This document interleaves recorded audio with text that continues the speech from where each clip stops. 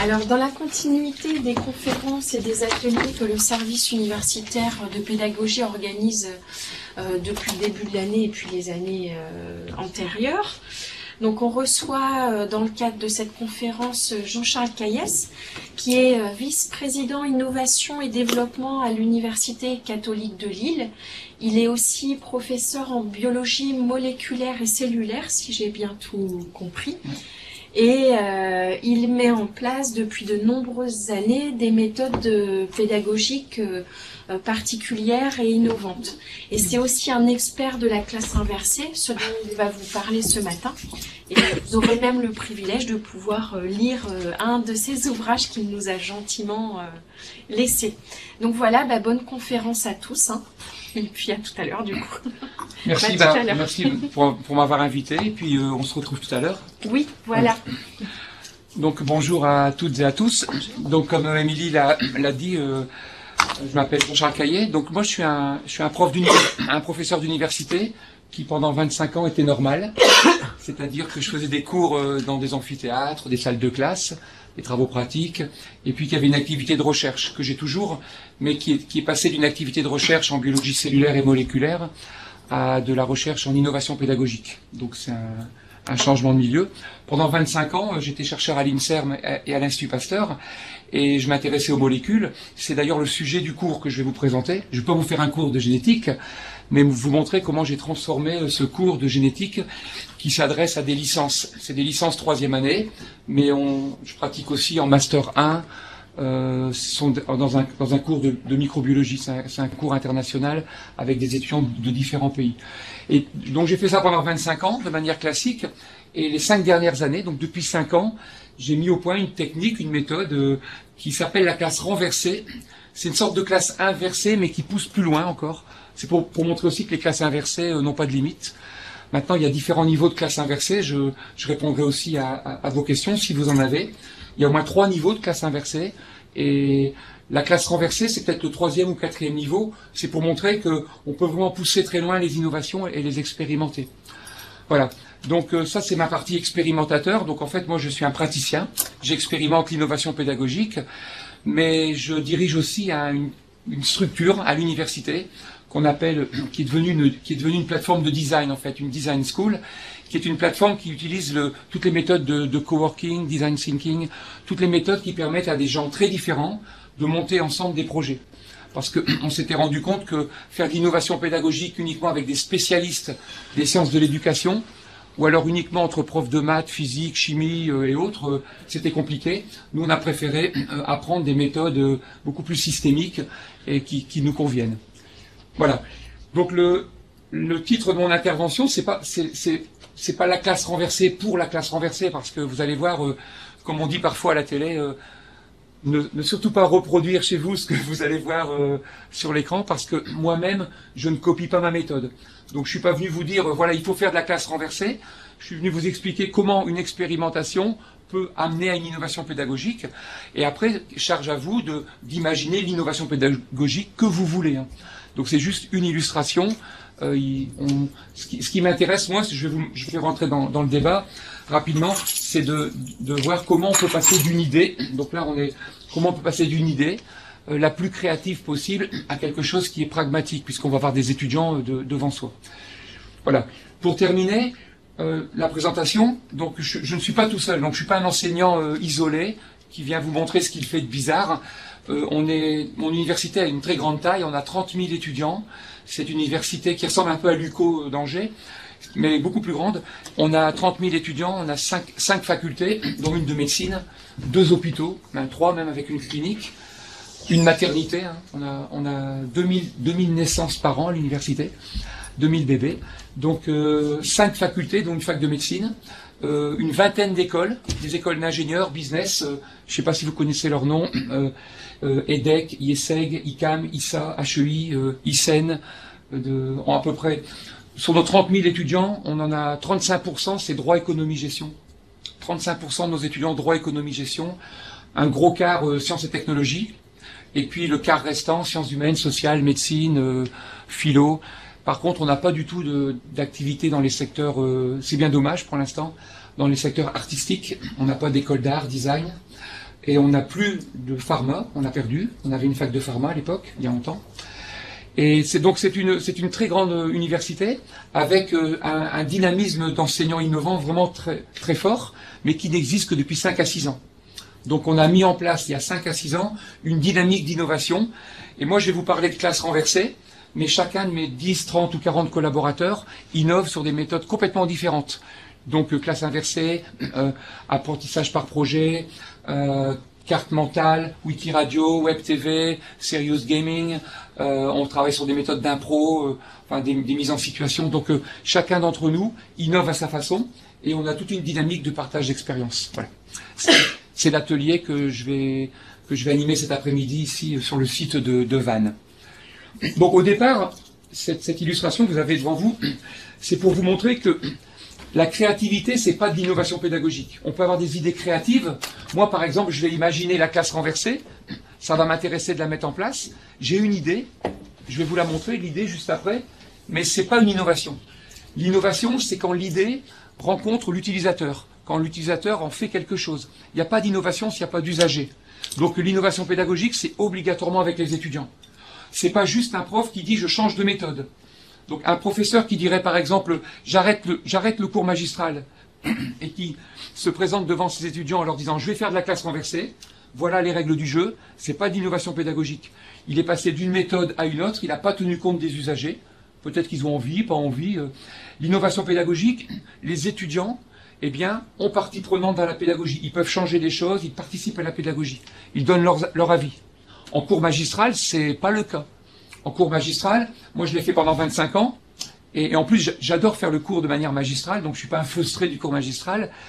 Quand j'avais des problèmes avec mes étudiants, je leur demandais est-ce qu'on peut résoudre certains problèmes. On pouvait faire la liste des problèmes. Donc ils me disaient toujours les mêmes choses. Hein. Il y a trop de choses à faire, ou il y a trop de documents, on n'a pas assez de temps, vous parlez trop vite. Enfin, on avait toujours les mêmes, je dirais, demandes. Et lorsque je leur répondais, que peut-on faire? Alors pour arranger ça, ils me répondaient tout le temps, c'est votre problème. C'est votre cours, c'est votre méthode, c'est votre problème. En innovation pédagogique, les étudiants, eh bien, quand ils ont des difficultés ou quand ça ne leur plaît pas une technique, ils peuvent passer à une autre. Donc l'innovation pédagogique, c'est l'usage. Donc pour passer d'une idée créative, d'une idée, vous êtes sensibilisé, vous avez envie de faire du serious game, vous avez envie de faire des cartes mentales, vous avez envie de faire des quiz particuliers, vous voulez utiliser une application qui vous plaît en numérique, c'est une idée. Pour passer de l'idée à l'innovation pédagogique, eh bien, il faut d'abord lutter contre la première barrière, c'est la réaction contre tous vos collègues. À chaque fois que vous avez une idée originale, il y a toujours quelqu'un qui vous dit oui, mais non. C'est le yes but. D'ailleurs, plus votre idée est originale, plus vous avez ce mur devant vous qui vous dit c'est pas possible. Et je critique pas les gens qui disent oui mais, parce que moi-même, il n'y a pas une journée où je ne dis pas oui mais. Parce que je suis tellement éduqué, je suis tellement formaté par le système que lorsque l'un de mes collègues me propose quelque chose, mon premier réflexe c'est de rechercher quel va être le problème. Et donc si vous franchissez le oui mais, ce qu'on appelle le syndrome du yes but, si vous franchissez le oui mais, eh bien vous allez pouvoir passer peut-être vers l'innovation pédagogique. Le oui mais, ça met toutes les bonnes idées à la poubelle. Donc il y a des tas de très bonnes idées créatives, elles sont à la poubelle, elles sont peut-être génialissimes, mais jamais on les testera, parce que tout le monde vous a convaincu que c'est pas possible, tu vas avoir des difficultés, les étudiants sont trop jeunes, mais ils sont trop nombreux, mais t'as pas les moyens de faire ça. Et puis le oui mais que j'ai presque toujours à la fin, quand on les a tous épuisés, c'est le collègue qui me dit oui mais t'as pas le droit de faire ça. On n'a pas le droit de faire ça. Nous on est une université privée, mais on est service public. Donc tous nos diplômes sont conventionnés par les universités publiques. Donc moi j'ai des collègues qui m'avaient dit mais la classe renversée, on va perdre des conventionnements. Parce que nous on ne délivre pas la licence et le master. On forme les étudiants, mais les diplômes sont publics. Nos présidents de jury sont d'universités publiques. Alors tu peux pas faire ça, on va avoir des difficultés. Et en fait, les collègues des universités publiques sont demandeurs et travaillent avec nous. C'est tout le contraire de ce qui se passe. Donc le oui mais, c'est cette étape à franchir. Donc vous avez une idée, vous avez envie d'innover, quel que soit le type d'innovation. Et je dis bien quel que soit le type. Hein. Vous pouvez innover dans la transmission de connaissances, vous pouvez innover dans l'évaluation des étudiants, Vous pouvez innover aussi dans la façon de faire réviser les étudiants. Enfin, l'innovation, c'est pas seulement le cours. On peut innover dans des tas de domaines différents. Et on peut aussi innover, j'en dirai quelques mots à la fin, mais on peut aussi innover dans une matière qui n'est pas la sienne, si on a envie de mixer des matières entre elles et de faire des modules interdisciplinaires, multidisciplinaires ou transdisciplinaires. Donc on peut aussi innover en créant des nouveaux modules, des nouveaux parcours, des nouveaux cursus, et pas seulement pour améliorer son propre cours. C'est les deux types d'innovation qu'on distingue souvent, l'innovation incrémentale, une innovation de transformation. Vous allez voir la mienne, hein, c'est exactement ça. Moi aujourd'hui j'enseigne la génétique de manière différente, mais ça reste de la génétique. Et l'innovation de rupture, l'innovation de transformation, plus que de transformation, hein, de rupture, on va créer un cours qui n'existe pas. Donc nous, en plus, pour se différencier d'autres universités, eh bien, on essaye de créer des modules, des parcours qui n'existent pas dans les autres universités ou écoles, de manière, eh bien, il faut être innovant, de manière à être peut-être plus adapté à des besoins, des métiers, des domaines et autres. Voilà, donc créativité, le yes but. Et enfin, pour passer à l'innovation, ben, il n'y a qu'une seule voie, c'est l'expérimentation. Et donc l'expérimentation, c'est remonter ses manches et puis se dire, je vais le faire avec les élèves. Le problème de l'expérimentation, c'est souvent la peur. Le prof a peur des risques. Quels risques il encourt? Est-ce que ça va plaire aux étudiants, pas leur plaire, la hiérarchie, les collègues? Et puis l'autre peur, c'est sortir de sa zone de confort. Je suis reconnu, moi, comme un prof, on me respecte par ma connaissance. Donc moi, par exemple, pendant 25 ans, j'étais HDR, enfin je suis toujours HDR, prof d'université, chercheur. Je veux dire, pour les étudiants, je possède la connaissance. Donc pas question de dire aux étudiants, je ne sais pas, je ne connais pas, ou pas être capable de leur expliquer. En fait, c'est pas le cas. Il y a des tas de choses sur lesquelles il faut être capable de dire aux étudiants, je ne sais pas, on va chercher ensemble, et de leur montrer que il n'y a pas juste la transmission telle qu'elle, mais on peut aussi imaginer de construire le savoir ensemble. Donc l'expérimentation, c'est la seule façon de faire de l'innovation. Donc c'est pas il n'y a pas de copier-coller, hein. C'est impossible de faire du copier-coller. Si la méthode que je vais vous montrer maintenant vous passionne, vous dites ça, j'ai vraiment envie de faire ça à 100%, c'est impossible à copier-coller. Moi-même, je ne le fais pas. Vous devez adapter, vous inspirer et créer votre propre innovation. Et ça ne sera pas une innovation quand vous l'aurez décidé, ça sera une innovation au fur et à mesure qu'elle avancera. Comme si vous apprenez pour la première fois à faire du vélo, ou de la planche à roulettes ou du ski, il faut accepter de tomber et d'avoir des échecs. Alors le mot échec, il est compliqué, mais je l'utilise exprès pour provoquer. Il faut une multitude de petits échecs pour transformer l'idée et en faire une vraie innovation. En fait, je ne devrais pas appeler ça des échecs, hein, c'est du test and learn. J'essaye, je travaille, j'essaye, je travaille. À chaque fois que vous avez un problème, eh bien vous trouvez une amélioration avec les étudiants. Et il faudra penser à vous le dire si je l'oublie pendant la conférence, puisque j'ai pas de texte, mais on a une méthode d'évaluation à la fin de chaque séance, qu'on appelle le 10 sur 20, et qui permet de transformer les échecs en réussite. Donc tous mes cours sont évalués, toutes les séances. Toutes les séances sont évaluées par les étudiants, et à chaque fois ils me mettent 10 sur 20. Ils sont obligés de me mettre 10 sur 20, tous individuellement. Donc c'est perturbant au départ de comprendre ça, mais j'ai 40 étudiants dans ma classe. À la fin de chaque cours, ils prennent une feuille, ils vont évaluer la séance, ils vont tous me mettre 10 sur 20. D'ailleurs, quand je fais la moyenne, ça fait toujours 10 sur 20. Et toutes mes séances sont notées à 10 sur 20. Et vous allez voir ce que j'en fais. Et c'est ça qui permet de transformer les échecs, les petits échecs de la séance, en réussite pour la séance suivante. Voilà, donc créativité. Pour passer à l'innovation, il faut expérimenter. Eh bien, bienvenue dans mon expérimentation, la classe renversée. Donc, ce que vous allez voir, c'est pas de la créativité, c'est de l'innovation pédagogique, mais je pourrais dire c'est une expérimentation qui avance comme ça depuis 5 ans. Donc, ça s'est passé il y a 5 ans, ça a commencé comme ça il y a 5 ans. Je me suis retrouvé devant mes étudiants de licence, 3e année, mais ça peut se faire à tous les niveaux, hein. Faut pas vous embêter, vous pouvez faire ça en classe préparatoire, DL1 ou autre. Bonjour. Donc vous avez j'avais les étudiants devant moi et je leur ai dit voilà, je ne connaissais pas, aucun d'entre eux, une cinquantaine. Je leur ai dit voilà, c'est moi votre prof de génétique, je vais vous faire cours. Donc il y a un programme assez chargé, hein, c'est de la biologie moléculaire. On travaille sur de l'ADN, le génome, les mutations, les réplications, les transcriptions, les régulations de gènes, le code génétique. C'est un niveau quand même poussé, hein, L3 de licence. Et je leur ai demandé, est-ce que vous voulez que je vous fasse cours de manière normale? Ou est-ce que... Alors, de manière normale, pour un étudiant, ça veut dire quoi, monsieur, de manière normale? De manière normale, c'est simple. Ça veut dire que moi, je vous envoie toute ma connaissance. Le cours, je le connais par cœur. Ça fait 25 ans que je redouble, donc j'ai tout ça dans ma tête. Donc, je vous envoie tout mon cours par cœur. Quand je connais pas, j'ai mes notes. Et vous absorbez, c'est de la transmission de connaissances. S'il y a un problème en cours, vous me posez des questions, je suis à votre disposition. Et puis chez vous, vous travaillez. Donc vous travaillez chez vous en bibliothèque. Donc quand on a fait la somme de cette transmission de connaissances et du travail en bibliothèque, chez vous, avec les copains, eh bien moi, le jour d'examen, je vais vérifier l'assimilation. Donc en fait, je vais vérifier si vous avez compris ce que je vous expliquais. Et puis c'est quand même assez basé sur de la réplication, même s'il y a de la compréhension.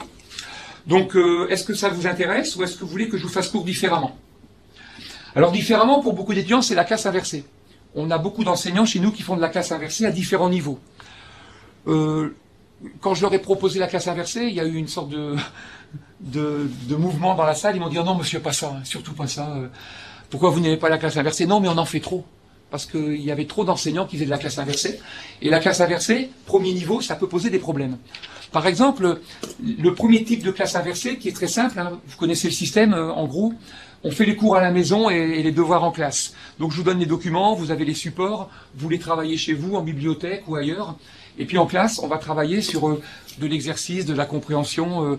Le prof, c'est plus l'enseignant tel quel, il va devenir le tuteur ou l'accompagnateur.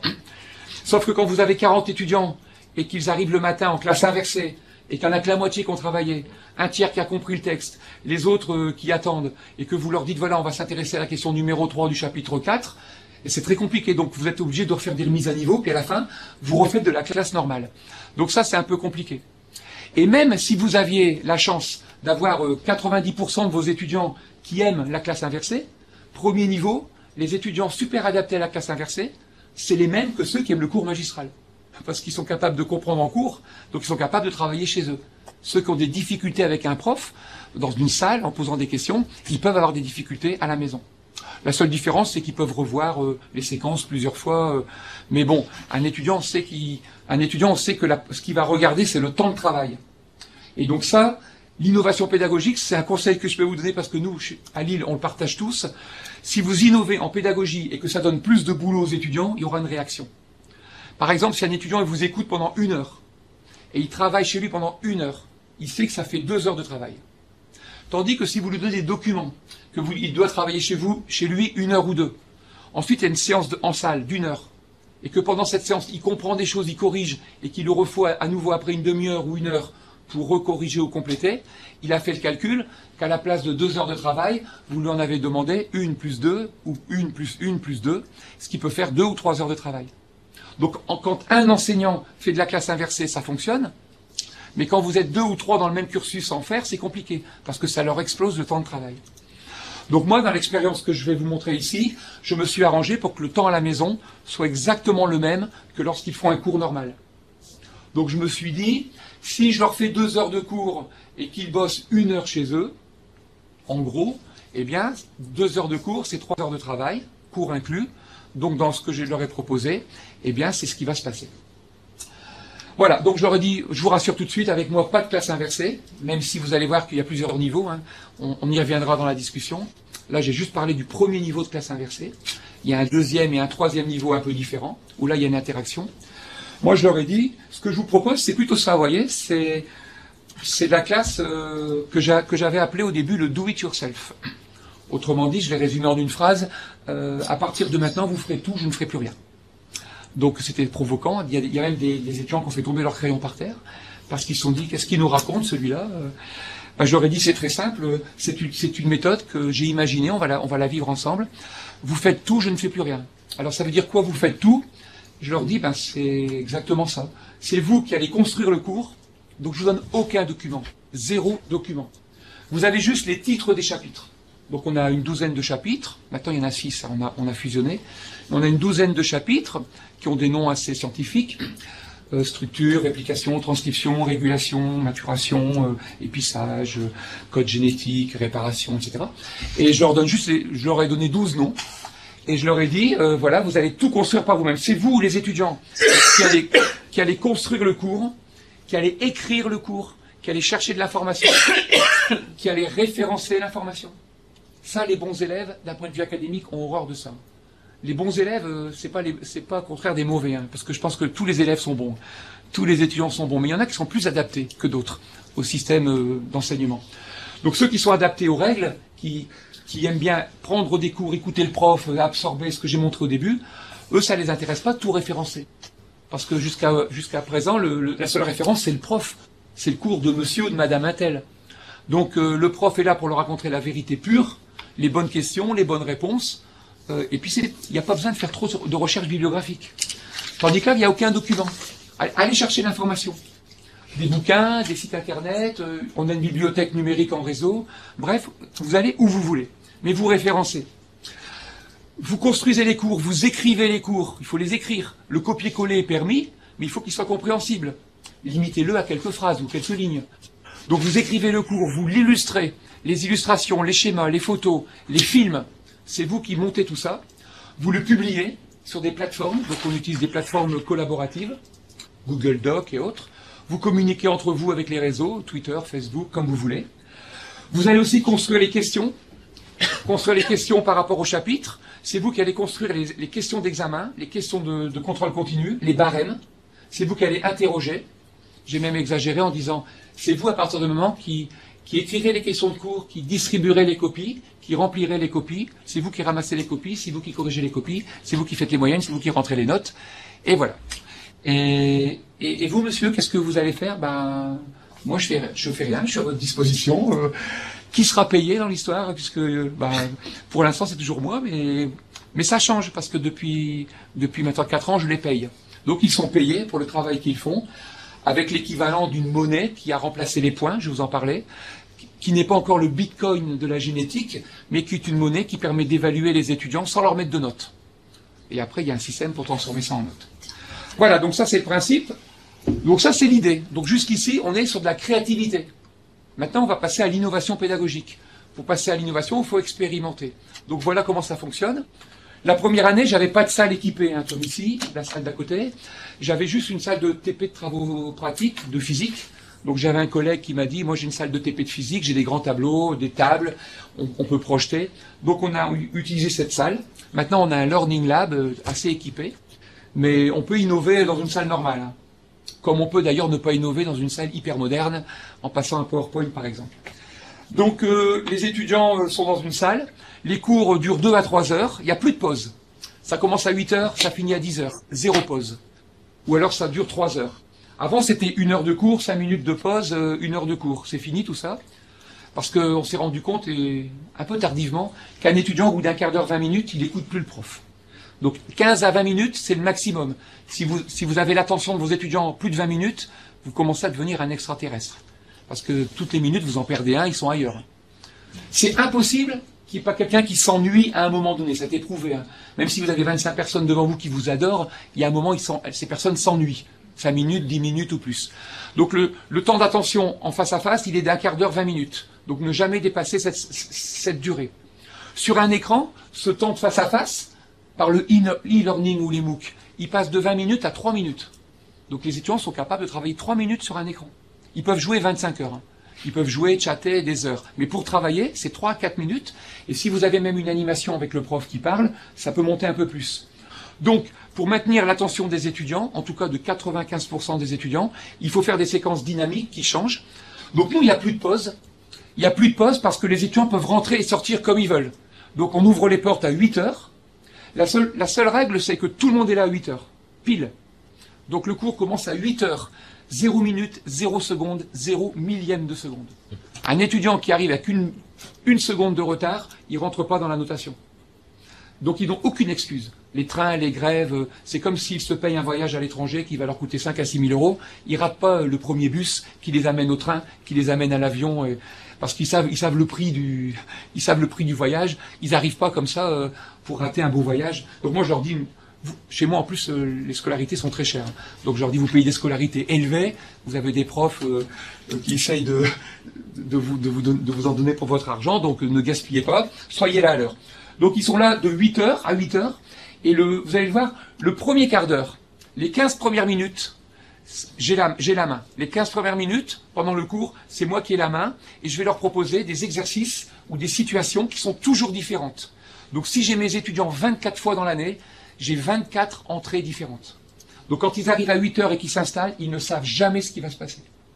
Je les ai sortis de cette habitude qui était toujours la même. Ils posaient leurs affaires, il y avait un cours avant, ils discutaient, ils s'installaient, je mettais mon ordinateur. Bon voilà, où est-ce qu'on en était? Est-ce que vous avez des questions? Ce petit train-train qu'il y a à chaque cours qui fait que le cerveau il est tout mou et qu'il commence seulement à chauffer au bout de 10 minutes quand vous leur dites « Bon, allez, on attaque la suite ». Donc moi, les 5 à 10 premières minutes, des fois 15, je leur fais un exercice qui peut correspondre à un brise-glace, même s'ils ont eu un cours avant. Je vais vous donner les noms de ces exercices. Je répondrai à vos questions sur certains d'entre eux. Ils ont des noms assez amusants, mais ils correspondent à des séquences. Par exemple, je leur fais des QCM intelligents, des QCM inversés, des quiz, des tableaux tournants, des ping-pong, des karaokés, des tricheries obligatoires. On a des tas d'exercices comme ça. J'en ai au moins une douzaine, une quinzaine. Chacun de ces exercices les fait travailler sur une partie du cours, les fait interagir entre eux. Et ça me permet d'évaluer, ça me permet de créer le lien entre les équipes. Et une fois que ce quart d'heure est passé, eh bien, ils s'organisent comme ils veulent. Pendant 2 heures, ils font ce qu'ils veulent. Et je reprends la main que les 5 dernières minutes. Donc en fait, je suis super actif le premier quart d'heure et les 5 dernières minutes. Et les 5 dernières minutes, je leur fais 3-4 dernières minutes, je leur fais faire la fameuse évaluation du 10 sur 20.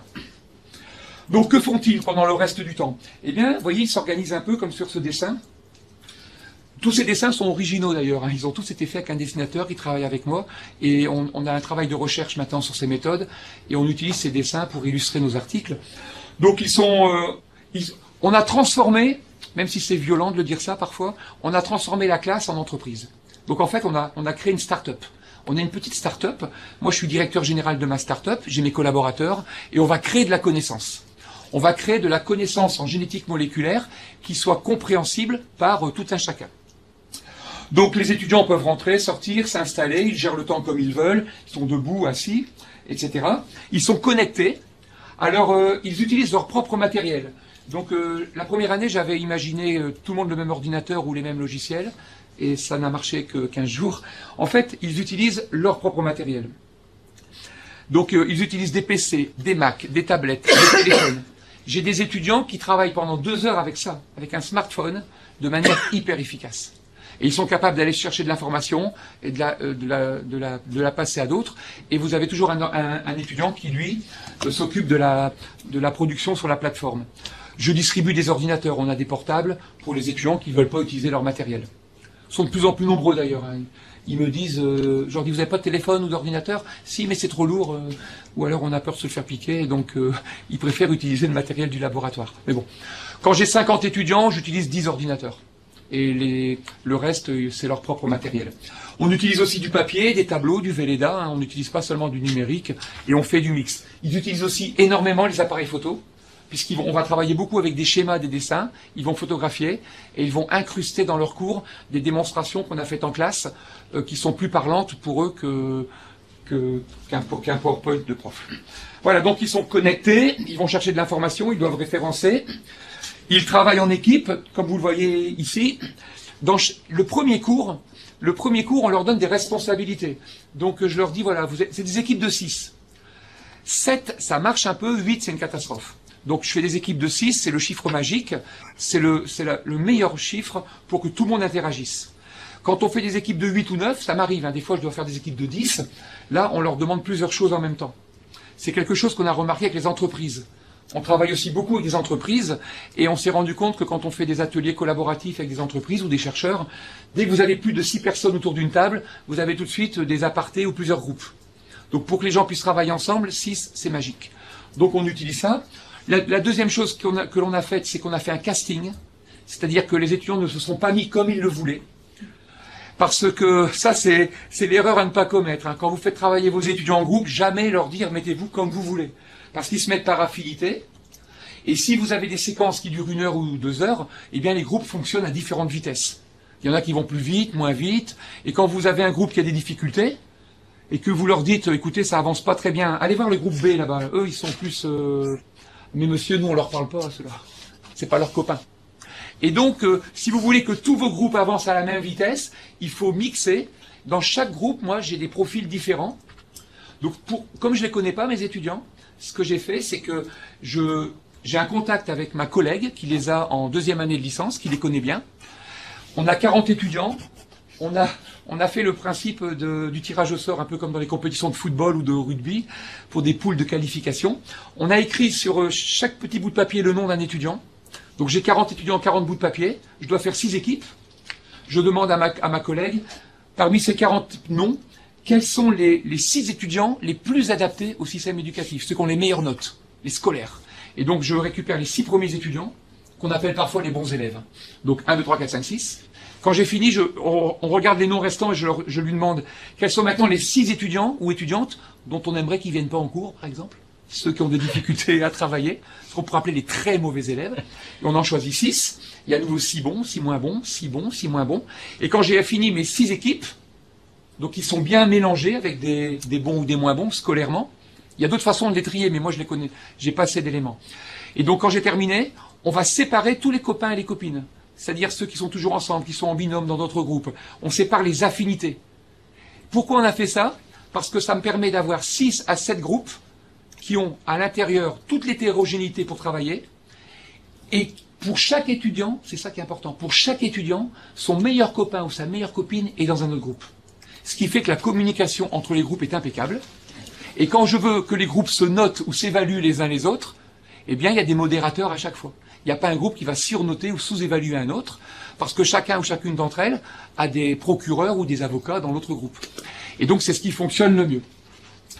Donc les étudiants choisissent des responsabilités. Dans chaque groupe, il y a au début, le premier cours, il y a par exemple le responsable du groupe, le responsable des textes, le responsable de l'iconographie, le responsable de la responsable de la production sur Internet, la responsable des questions. Ce que j'observe, c'est que je leur demande ces responsabilités à la première séance pour qu'ils s'impliquent. Vous savez, c'est pour éviter qu'à la première séance, il y en a un qui ait les mains dans les poches et qui attendent que ça se passe. Et donc, ils se répartissent ces responsabilités. Et ce que j'observe, c'est qu'au bout de 15 jours, maximum 3 semaines, dans presque tous les groupes, les étudiants se partagent toutes les responsabilités. Il n'y a plus le responsable. C'est très rare qu'un groupe garde sur tout le semestre ses responsabilités. Ils s'investissent. Ce que je leur ai proposé aussi, au départ même imposé, je leur ai dit voilà, la notation sera collective. Ça, ils n'ont pas aimé du tout. En tout cas, je vous laisse imaginer les étudiants qui ont aimé et ceux qui n'ont pas aimé. Quand je leur ai dit, quand un groupe me produit quelque chose, tout le monde a la même note. Si je mets un 18 sur 20, tout le monde a 18 sur 20. Celui qui a tout fait comme celui qui n'a rien fait. Et si je mets un 3 sur 20, tout le monde a 3 sur 20. Là aussi, quand j'ai parlé de ça à mes collègues, première réaction, tu peux pas faire ça, t'as pas le droit. Les étudiants, c'est injuste, parce que pour eux, pour un étudiant, quand il a 14,5, il sait pourquoi lui il a 14,5 et son collègue a 14. Et il est capable de vous expliquer pourquoi lui il est meilleur que lui à un demi-point sur 20, parce qu'il a vu sur le barème. Et si vous lui mettez 19,5, il va venir vous voir pourquoi vous l'avez retiré 0,5. Vous devez justifier. Alors que là, c'est un système un peu différent, je vais vous montrer. Donc les étudiants ont la même note, mais il y a des notations individuelles. Il n'y a pas de points retirés. Donc j'ai un système de points qui est valorisant, vous verrez. Il n'y a plus du tout la sanction. Donc on donne des points. Des points, ça ne sera plus des notes, vous allez voir. La première année, j'ai gardé des notes sur 20, et après je suis passé à un système de score. Mais je vais y revenir après. Donc les étudiants sont notés, travaillent en groupe. Voilà, quand vous voyez ce dessin-là, c'est exactement les positions physiques qu'ils ont pendant le cours.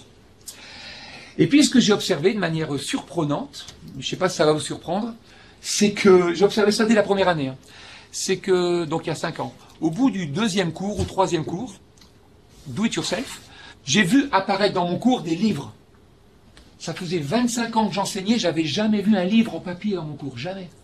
Les étudiants prenaient des notes, j'avais mon PowerPoint, mes documents. Les étudiants qui ont des bouquins, ils les utilisent chez eux. Et ceux qui achètent des bouquins, ils sont passionnés par la matière. Si l'étudiant déteste la génétique, il ne va pas s'acheter un bouquin de 50 € en génétique. Par contre, l'étudiant qui est passionné par la biologie moléculaire, il a le bouquin. Eh bien, ils ont ramené les livres en classe. Parce qu'ils m'ont dit, monsieur, c'est un peu fatigant, toujours chercher sur Internet. Ils ont confiance dans le livre. Et en plus, dans le livre, il n'y a plus le problème du discernement ou du tri. Tout est bon dans le livre. Le livre, pour l'étudiant, c'est la vérité absolue. Et donc, le numérique a ramené le papier. Et ça, je l'observe aussi dans d'autres activités que l'enseignement. Le numérique, le MOOC, le e-learning, ramène aussi du papier et même ramène du présentiel. Le distanciel, quand vous êtes très bon en distanciel, les gens demandent des séquences où ils se voient, même par écran interposé. Donc le numérique ramène le papier, le distanciel ramène le présentiel, donc c'est pas du tout une opposition.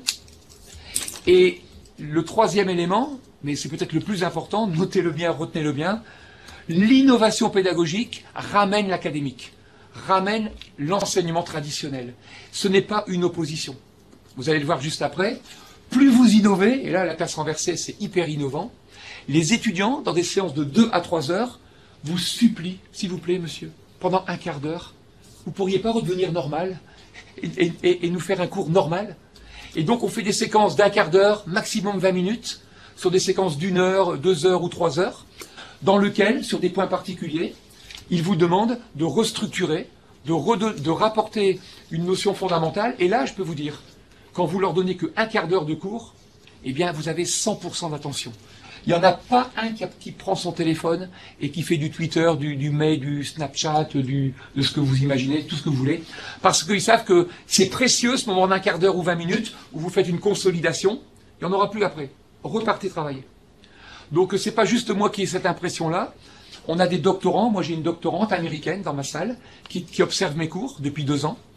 Son sujet de thèse c'est quel est l'impact de l'innovation pédagogique sur les élèves? Est-ce qu'ils ont un engagement plus fort? Donc elle s'intéresse pas à l'innovation pédagogique, est-ce que ça améliore les résultats à l'examen?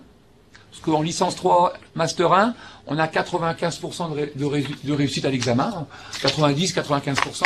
On ne fait pas forcément de l'innovation pour avoir de meilleures notes. C'est différent en L1. En L1, il y a un gros pourcentage d'échecs. Là, on utilise des méthodes d'innovation qui vont permettre d'augmenter les résultats et qui sont différents de la classe renversée. Donc ma doctorante, elle observe mes étudiants et elle me dit, quand tu fais tes séquences d'un quart d'heure ou de 20 minutes en cours magistral, il y a 100% d'attention. Et les étudiants, quand ils m'interrogent, quand ils me notent à la fin, ils me disent tout le temps, dès que je donne une explication qui dure plus de 25 minutes, c'est trop long. Donc eux, ils sont friands de 5, 10, 15, 20 minutes. C'est à vous de voir comment vous articulez. Donc l'innovation pédagogique, tout au contraire de remplacer l'enseignement traditionnel, lui redonne de la force. Et c'est pas seulement dans votre classe, c'est aussi avec vos autres collègues. Donc si vous êtes innovant, vous, en pédagogie, et que vos collègues sont traditionnels, académiques, ou l'inverse, si c'est vous qui avez un enseignement classique, et que vous avez des collègues qui innovent, ils font du serious game, des choses bizarroïdes, comment vous connectez entre vous? Donc ce qui est vraiment important, on ne peut pas innover en pédagogie si on ne travaille pas avec des collègues qui n'innovent pas, et inversement. Les deux s'apportent mutuellement des forces, et ça sera ma dernière diapo, et je vous montrerai comment on fait ces croisements. Parce que si vous pensez que l'innovation pédagogique, c'est une opposition en disant les jeunes ne sont plus comme ça, génération Y, Z, etc., il faut les voir différemment, le monde a changé et autres, c'est une catastrophe, et je vais vous montrer un exemple. Donc mes étudiants travaillent en numérique, mais surtout aussi, ils travaillent beaucoup en papier, Velleda. Donc on a sorti des grandes feuilles de flipchart papier, donc des paperboards, des feuilles qu'on scotche au mur, sur des tables. On utilise du Velleda, on écrit sur les murs, on a des tablettes aimantées. Et donc les étudiants vont faire des schémas, des dessins. Et là on s'aperçoit bizarrement que des élèves qu'on avait imaginés très bons, ils ont des difficultés à discuter sur des schémas. Et des élèves qui avaient des difficultés de compréhension, ils font des erreurs, on travaille, et puis c'est au moment où on écrit sur le mur à plusieurs qu'ils se rendent compte et ils vous disent « Ah je crois que j'ai compris ». Alors qu'ils sont incapables de comprendre quand vous leur faites du transmissif à 100%, en tout cas directement. Et puis c'est un travail collectif. Donc les étudiants travaillent à la verticale, ils travaillent aussi à l'horizontale. On a des tablettes en Velleda horizontales, donc ils écrivent sur des tables, ils tournent autour, ils écrivent et ils plaquent par des systèmes aimantés, leur production sur les murs. Donc on peut par exemple faire travailler les différents groupes sur différentes questions et faire un assemblage sur le tableau, par exemple pour faire une liaison entre 2 chapitres. Donc chaque groupe produit des chapitres. Donc si j'ai 12, la première année j'avais 12 chapitres avec 6 équipes, chaque équipe produisait 2 chapitres. L'année suivante, je suis passé à 6 chapitres en fusionnant mes 12 chapitres, chaque équipe a produit un chapitre, et l'année d'après les chapitres ont tourné. Donc ça, c'est les étudiants qui ont proposé que, plutôt qu'ils se concentrent sur un chapitre et qu'ils étudient les chapitres des autres, eh bien que toutes les semaines ou tous les 15 jours, les chapitres tournent. Et comme c'est un document collaboratif, quand un groupe produit un chapitre, les autres ont accès à la lecture, moi aussi. Donc les étudiants écrivent le cours, ils sont limités, hein, je les limite à 10 pages, iconographie. En fait, je les ai limités à la quantité qui est celle du cours magistral. Donc j'ai regardé quelle quantité un étudiant grattait en cours pendant 24 heures ou 30 heures. Ça fait par exemple 70 pages. Donc j'ai limité mon cours production 70 pages. Les chapitres ont tel... Donc quand ils veulent améliorer, ben, ils doivent retirer. Donc ils sont limités en nombre, schéma, illustration. Et surtout, comme c'est un document collaboratif, quand un groupe écrit des choses incompréhensibles, vous savez, pour gagner du temps, ils vont faire un copier-coller, parce qu'ils trouvent que c'est intelligent. Mais si les autres ne comprennent pas, ils surlignent. Donc quand vous avez un groupe qui produit un chapitre et qui s'aperçoit que des parties de son chapitre sont surlignées en jaune par un autre groupe, ça veut dire que vous êtes peut-être en train d'avancer dans le chapitre, mais nous on ne comprend rien de ce que vous écrivez. Donc ils sont obligés de retransformer.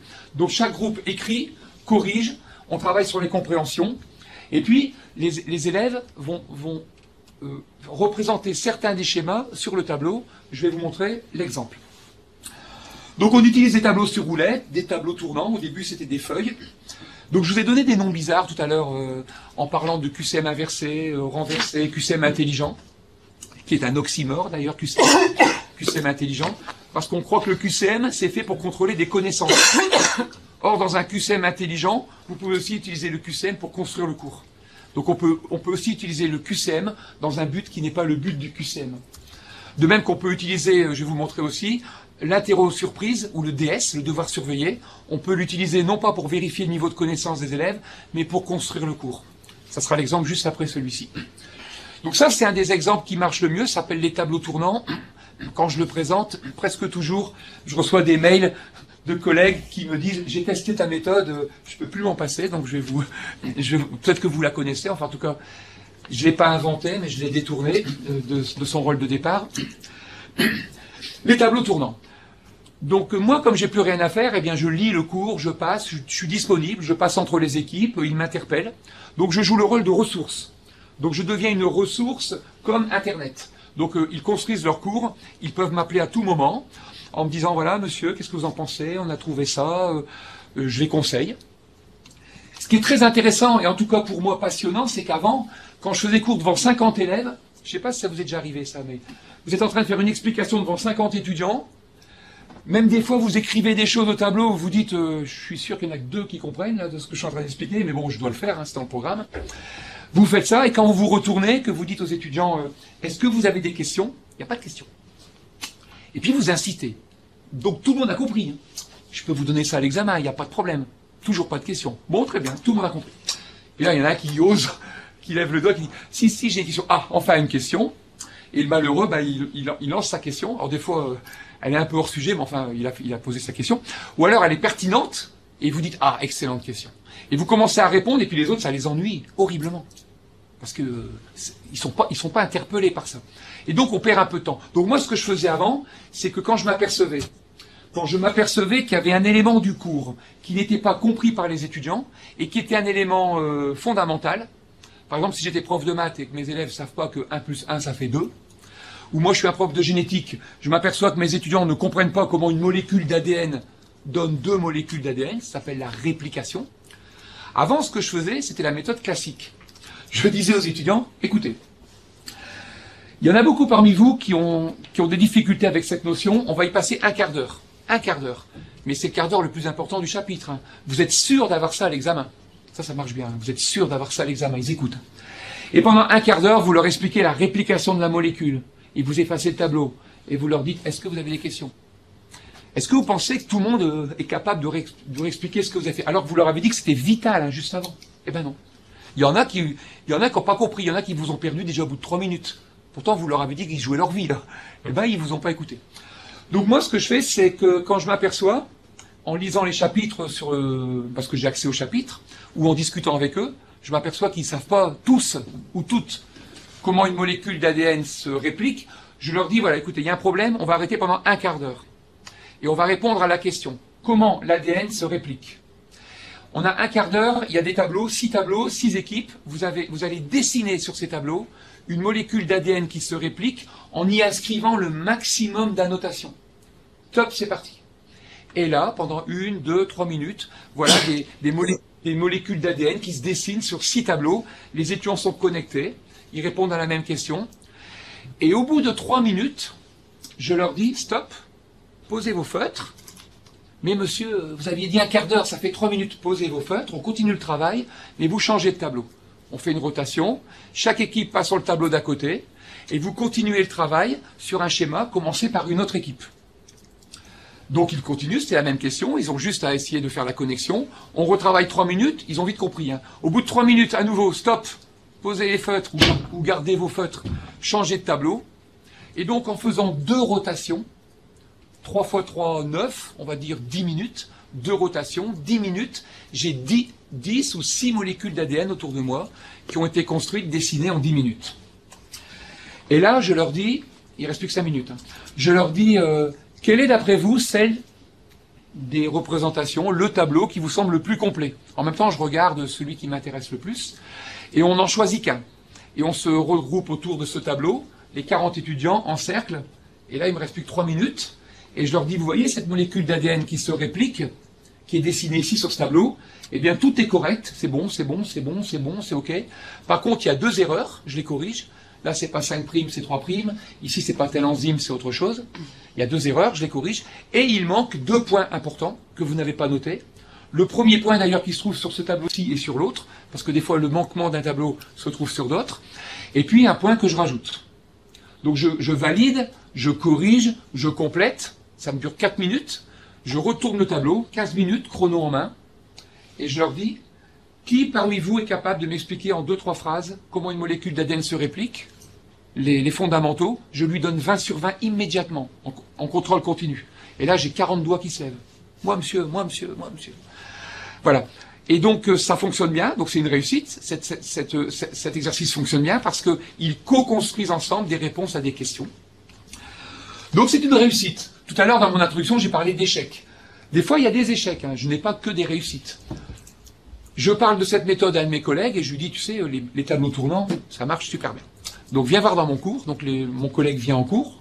Vous allez le voir, hein, les cours sont ouverts. Donc, les collègues participent au cours. Donc, je lui dis, tu vas voir, tu vas tellement adorer que tu vas le faire toi-même. Et donc, au bout d'une heure de cours, je dis même à mon collègue, tiens, pose-leur une question, après tout. Donc, il leur pose une question. Il leur dit, à mes 50 étudiants, est-ce que vous savez tous comment l'opéron lactose est régulé chez la bactérie? Donc l'opéron lactose, c'est un train de gènes, la bactérie bloque ces gènes, et quand elle a besoin de digérer du lactose, elle va utiliser la transcription du gène.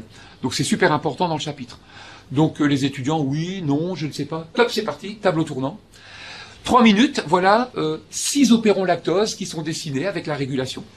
Et au bout de 3 minutes, je dis à mon collègue, tu vois, c'est génial, au bout de 3 minutes, posez vos feutres, changez de tableau, tournez. Et là, catastrophe. Pourquoi catastrophe? Parce que la question était compliquée, très compliquée. Il y a plusieurs façons de commencer à y répondre. Et comme les 6 groupes avaient choisi des façons différentes de commencer à répondre, quand ils ont fait la rotation, chacun des groupes s'est retrouvé devant un tableau incompréhensible.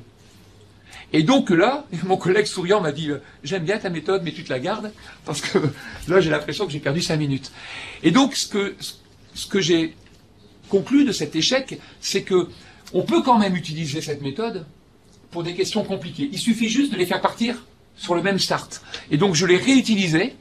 Et donc, je me suis rendu compte qu'elle avait des limites, mais on s'en rend compte dans l'expérimentation. Hein. On s'en rend pas compte en discutant comme ça dans une salle de prof. Et donc, j'ai refait l'exercice avec un autre groupe en leur disant, voilà un schéma de régulation d'opéron lactose. Il n'est pas d'annotation, un schéma de départ, top, c'est parti, annotez-le. Ils ont annoté, toutes les 3 minutes, ils ont tourné, et c'était fantastique. Ça veut dire que vous pouvez aussi avoir des échecs en innovation, mais de vous dire comment je peux les améliorer. De même manière, si vous n'aviez pas entendu au début, quand je vous ai dit que les groupes doivent avoir un nombre limité et qu'il faut bien les homogénéiser, moi j'ai des collègues qui m'ont dit, moi je ne fais plus travailler mes élèves en groupe parce que c'est trop de boulot, il y a des groupes qui avancent, d'autres qui n'avancent pas, il y a des groupes qui s'ennuient, il y en a qui... Ah bon, tu fais comment? Bah, c'est des groupes de 12, des groupes de 10, ils se mettent comme ils veulent, bah je dis oui. Forcément. Donc ça veut dire que des fois vous avez des échecs parce que vous ne tenez pas compte des corrections des autres profs. Et donc tout échec en innovation pédagogique peut être transformé en réussite si vous testez, si vous changez. Ça n'existe pas le je claque des doigts et j'ai la bonne réponse. La seule méthode de pédagogie qui est clonable, copier-collable et qui bouge pas, c'est le cours magistral pur et dur. Et ça t'est prouvé, c'est même, c'est utile, hein, je suis pas contre le cours magistral, mais ça c'est très facile. Le jeune chercheur qui a jamais enseigné, vous le balancez dans un cours comme assistant, vous lui dites tu dois faire des cours, s'il n'a pas de méthode, il va faire les méthodes copier clonables. Voilà, donc vous avez ces tableaux tournants, c'est un exemple, et puis maintenant une petite explication sur l'origine du mot la classe renversée, parce que ça reste une classe un peu collaborative. Pourquoi renverser? Parce que j'ai dit aux étudiants, dès le début, non seulement vous construisez les cours, non seulement c'est vous qui allez chercher les informations, vous allez vous les échanger entre vous, c'est moi je suis ressource, mais en même temps on va inverser les rôles, les renverser. On va changer de posture. Autrement dit, quand j'ai pris tout à l'heure l'image de la start-up avec le directeur général, c'est pas ma conception du cours, hein, c'est pas ma conception de l'éducation. Par contre, on peut imaginer renverser les choses. C'est vous qui allez devenir les profs et moi l'élève. Je leur ai dit, il paraît, je ne sais pas si vous pensez la même chose, mais il paraît que la meilleure façon d'apprendre, c'est d'enseigner. C'est pour ça d'ailleurs que j'ai appris tellement de choses en génétique, c'est qu'à force d'enseigner, je finis par comprendre. La meilleure façon d'apprendre, c'est d'enseigner. En tout cas, il ne faut pas confondre enseigner et apprendre. Il n'y a que les Français, la langue française qui est compliquée, parce que la langue française, c'est une des rares langues dans le monde, en tout cas, j'en connais pas beaucoup, mais ça n'existe pas en allemand, en anglais du tout, et dans d'autres, peut-être pas en espagnol ou l'italien, que je parle un peu, mais on ne confond pas apprendre et enseigner. Teaching, learning, c'est différent. Le prof, c'est un teacher, et les élèves, c'est to learn, ils savent ce que ça veut dire. Tandis qu'en France, on a cette expression de dire « je vais t'apprendre à ». Et on confond, je t'enseigne et je vais t'apprendre. Personne n'apprend jamais rien à personne. Qui c'est qui vous a appris à parler ou vous a appris à marcher? Personne. C'est vous qui avez appris à parler ou à marcher. Donc, quand on est persuadé, et ça peut être sémantique, mais quand on est persuadé qu'on fait la confusion entre enseigner et apprendre, on croit que la meilleure façon d'enseigner, c'est la meilleure façon d'apprendre pour les élèves. Or, si vous avez 40 élèves devant vous, ils ont peut-être 40 façons différentes d'apprendre. Enfin, souvent, c'est pas 40, hein. Il y en a pas mal qui apprennent de la même manière, mais si vous avez une quarantaine, une cinquantaine d'élèves devant vous, il y a peut-être une dizaine de façons d'apprendre différentes, et donc votre méthode, elle ne marche pas pour tout le monde. Donc le cours magistral, ça marche super bien pour certains, mais si on faisait que de la classe inversée, ou que de la classe renversée, ou que du serious game, pour transmettre les connaissances, on serait super surpris des résultats aux examens. Peut-être qu'à niveau d'intelligence identique, les classements seraient différents. Donc j'ai dit aux élèves, la meilleure façon d'apprendre, c'est d'enseigner, donc vous allez me faire le cours. C'est vous qui allez me faire le cours. Donc les étudiants me font le cours. Ils se mettent au tableau, et pendant 10 minutes, un quart d'heure, ils vont m'expliquer des parties du cours, et moi je joue le rôle de l'élève. Et ce sont eux qui me posent des questions. Le QCM inversé, par exemple, les interrogations inversées, ils posent des questions, et moi je réponds, et ils vont me noter. Alors, quand je raconte ça à mes profs, mes collègues, au départ, ils me disent « je comprends pas trop bien. » La meilleure façon d'apprendre, c'est d'enseigner, ça va, j'arrive à comprendre, mais je comprends pas dans la pratique comment ça fonctionne. Alors je leur dis « pose la question à mes étudiants. » Donc ils posent la question à mes étudiants. Et ils leur disent « c'est facile d'interroger un prof ?» Ben non. C'est difficile d'interroger un prof, parce que pour interroger un prof, d'abord vous devez connaître le cours. Parce qu'il faut formuler la question, il faut construire un barème. Donc vous ne pouvez pas formuler une question et construire un barème si vous ne connaissez pas le cours. Ensuite, quand le prof vous répond, il faut le noter, le prof. Donc est-ce qu'il vous a répondu juste, pas juste? C'est du boulot, il faut discuter entre nous. Et moi, je ne réponds pas toujours de la même manière.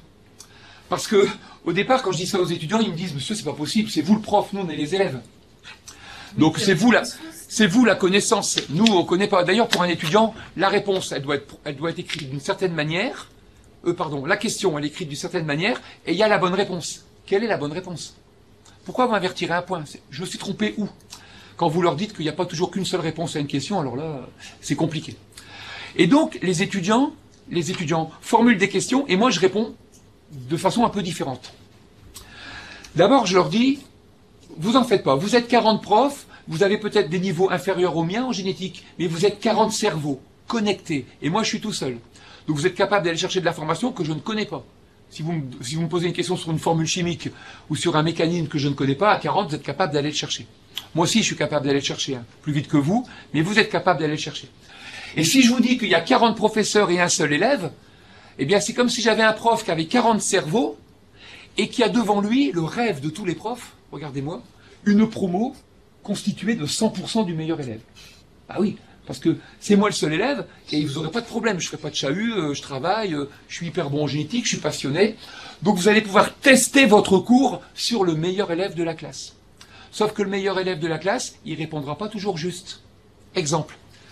Lorsque j'ai un groupe de 6 étudiants, c'est toujours l'exemple que je donne parce qu'il est assez imagé. Lorsque j'ai un groupe de 6 étudiants qui me posent comme question. Question à 5 points. À l'aide d'un tableau à 2 colonnes, donnez-moi les points communs et les différences entre le mécanisme moléculaire de 2 enzymes, l'ARN polymérase des prokaryotes et l'ADN polymérase des eucaryotes, avec les croisements, illustration, exemple. 2 points pour les définitions, 1 point pour les schémas, 1 point pour telle chose. Là, je vois la question et je dis, ceux-là, ils ont bossé. Et je réponds du mieux que je peux. Et j'ai 10 sur 10, 20 sur 20. Des annotations magnifiques, très bon élève. Et quand j'ai un autre groupe qui m'envoie une question du genre, question à 10 points, à quoi sert l'ADN? Là, je me dis, punaise, ils se sont pas foulés. Hein. À quoi sert l'ADN, 10 points? Ben, je vais leur répondre, je ne sais pas. Ou alors, l'ADN, acide désoxyribonucléique, c'est une molécule qui contient du désoxyribose, du sucre. Ah ben oui, l'ADN contient du sucre, donc l'ADN est une réserve de sucre. Ça sert à la cellule quand elle a faim pour manger, quand elle travaille. Donc, et là, j'ai pas 0, hein. J'ai 1 point pour ADN, j'ai 1 point pour désoxyribose, mais il me reste plus que 2 sur 10. Et j'ai des annotations du genre mauvais élève, ne connaît pas son cours. Donc, les étudiants doivent me corriger, ils me mettent des notes, mais ils doivent surtout me donner le corrigé de la question. Donc, travail qui n'est pas fait en amont, ben, il va être fait en aval. Parce que quand j'ai une bonne note, 20 sur 20, il n'y a pas de correction, hein, puisque c'est bon. Par contre, quand j'ai une mauvaise note, ils doivent se faire le corriger. Donc, ils ont vite compris que plus j'ai des bonnes notes, moins ils ont de travail à faire par la suite. Et ça capte dans leur cerveau. De même que lorsque mes collègues leur demandent comment vous choisissez vos questions, les questions qu'ils vont construire et qu'ils vont tester sur moi, c'est les questions qu'on va utiliser à l'examen. Donc ils construisent le cours et les questions d'examen. Questions du contrôle continu et questions d'examen. Ça, c'est aussi difficile à comprendre pour certains de mes collègues. Le jour de l'examen final, qui est un contrôle de connaissances individuel, sans document, avec correction anonyme des copies, classique, notées sur 20 points, mes étudiants, lorsqu'ils retournent la feuille, vous savez, quand le surveillant général leur dit, voilà, top, vous pouvez retourner les sujets. Ils sont mélangés avec d'autres étudiants. Eh bien, quand ils retournent le sujet, eux, mes étudiants, connaissent par cœur les intitulés des questions, de la majuscule à la minuscule, du point d'intégration, toutes les virgules. Ils connaissent toutes les questions, tous les brouillons, toutes les réponses. Donc en fait, on les a formés pour l'examen. Donc ils vont préparer pendant un semestre une 50aine, une 60aine de questions fondamentales, des grandes, des petites, des moyennes, qu'on travaille ensemble, qu'ils testent sur moi. Et le jour de l'examen, leur seule surprise, c'est quelle question il a choisi. Donc quand on prépare les questions ensemble, donc on prépare des questions ensemble, elles ont 3 couleurs ces questions. On a des questions noires, des questions bleues, des questions rouges. Les questions rouges, c'est les questions les plus compliquées. Elles tombent jamais à l'examen. Donc jamais je ne pose à l'examen les questions les plus compliquées parce qu'elles ne concernent que 10% de mes élèves, 20%, celles et ceux qui veulent faire de la recherche et aller plus à fond dans les choses. Ceux-là, je leur dis, ces questions, elles tomberont pas à l'examen, mais si vous les passez en M1 en école d'ingénieur ou ailleurs, vous avez intérêt à connaître les réponses. Donc eux savent qu'ils doivent connaître jusqu'aux questions rouges, mais qu'elles ne seront pas interrogées dessus à l'examen. Par contre, s'ils ne connaissent pas les réponses aux questions rouges, leur niveau sera moins bon que les autres. Par contre, les autres, les questions bleues ou les questions noires, eh bien, elles ont des pourcentages statistiques de tomber à l'examen. Les questions bleues, par exemple, je leur dis, l'examen sera composé de 3 questions bleues, 2 noires. Et les questions bleues, il y a des questions qui tombent avec une probabilité d'une chance sur 2 ou une chance sur 3, selon qu'elles sont fondamentales ou pas. Donc, je leur donne des probabilités de tomber à l'examen. Puis pour les questions bleues, donc les questions bleues, s'ils en ont fait une quinzaine, ils doivent tous connaître les réponses. Et c'est souvent celles-là qu'on a travaillé en cours. Donc quand ils écrivent au tableau, qu'ils font des séances de cours et que moi je deviens l'élève et que je fais le brouillon avec eux, c'est des questions bleues, c'est des questions fondamentales. Donc je vais me focaliser sur le fondamental du cours. Je vais travailler un point sur le reste et pas du tout, presque pas, sur ce qui est le plus pointu. Donc la meilleure façon d'apprendre, c'est d'enseigner, ok, donc on le pratique. Une fois je disais ça en conférence et il y a un de mes collègues dans la salle, il a tweeté, Monsieur Caillé en train d'expliquer que la meilleure façon d'enseigner, c'est d'apprendre. Et donc à la fin de la séance, je vois ça sur mon téléphone et je me dis tiens, il a inversé le proverbe et classe inversée. Et au moment où j'allais lui dire, je me dis bah non, il a raison aussi. Il a raison aussi, mais c'est une autre vérité. La meilleure façon d'enseigner, c'est peut-être aussi de vouloir apprendre, de continuer à apprendre. C'est pas la même chose. Donc je pense qu'un prof qui est trop sûr de lui, qui veut pas sortir de sa zone de confort, qui est plein de certitude, qui osera jamais dire je ne sais pas, ben peut-être que lui il est un peu plus répétitif. Moi j'ai des collègues, et ça m'est arrivé moi-même, hein, pour beaucoup de chapitres, d'apercevoir des fois au bout de 10 ans que je disais toujours la même chose sur ce chapitre-là. Parce qu'on refuse un peu d'apprendre et de faire évoluer. Donc les deux choses sont vraies, hein, pour les étudiants comme pour les profs.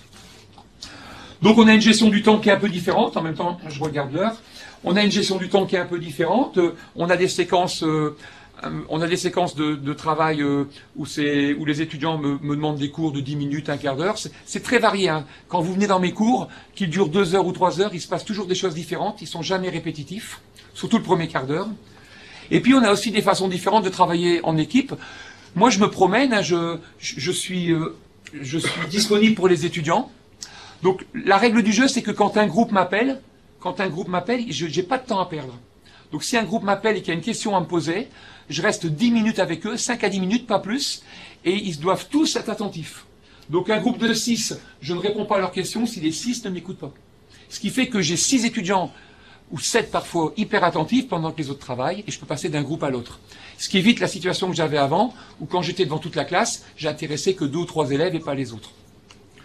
Donc on gère le temps de manière un peu différente. On gère le temps aussi, par exemple, dans les DS. On a inventé ensemble un devoir surveillé qui est assez pertinent. Je lui ai donné un titre sympathique, ça s'appelle, un peu comme dans un film avec Bill Murray, l'histoire ou le jour qui ne finit jamais. Donc ça s'appelle le devoir surveillé non surveillé qui ne finit jamais. Donc c'est un devoir surveillé qui n'est pas surveillé, et vous allez voir, non seulement il n'est pas surveillé, mais c'est l'inverse de la surveillance, et il ne finit jamais, parce que les étudiants continuent à remplir les copies alors qu'ils sont déjà corrigés. Donc je ne sais pas si ça vous est déjà arrivé, des étudiants qui continuent l'examen alors qu'ils ont déjà leurs notes. Et ça fonctionne. Donc ça marche de la manière suivante. Je réunis mes étudiants dans une salle, c'est un DS, donc les DS sont programmés, on a 1 ou 2 DS par semaine, qui leur permettent de faire une note de contrôle continu. Moi, je réunis mes étudiants de 8h à 9h. Souvent, c'est 2 heures, mais moi, je les prends qu'1 heure. De 8h à 9h. Ils sont par équipe. Voilà. Ils ont 1 heure et je leur donne une question à chaque groupe. Donc, je leur pose les 6 questions les plus importantes. Donc, quand je fais le DS non surveillé, en fait, c'est plus un DS, hein, c'est un D, hein, ou un NS. Et donc, non surveillé, ils sont connectés. Ils ont 1 heure, ils sont connectés et ils doivent me répondre en 2 pages, pas plus, ou 3 pages. Ils doivent me répondre à la question posée. Et je pose toujours les questions les plus fondamentales. Celles pour lesquelles vous vous dites, si les étudiants ne sont pas capables de répondre à ces questions, ils n'ont pas le niveau pour passer au-dessus. Donc je leur pose les 6 questions les plus importantes, et je leur dis, chaque groupe aura la même note. Donc c'est un DS. Là, je vais mettre une note sur 20, par exemple. Tout le monde aura la même note. Top, c'est parti. Expliquez-moi le fonctionnement de l'ADN polymérase. Quels sont les différents types de topoisomérase? Qu'est-ce que la réplication en cercle roulant, etc. Donc je leur pose des questions qui souvent sont des questions de chaque chapitre. Je prends dans chaque chapitre les questions les plus importantes. Et ils ont 1 heure pour y répondre. Et ils doivent répondre sur un document Google Doc, partagé. Une plateforme collaborative.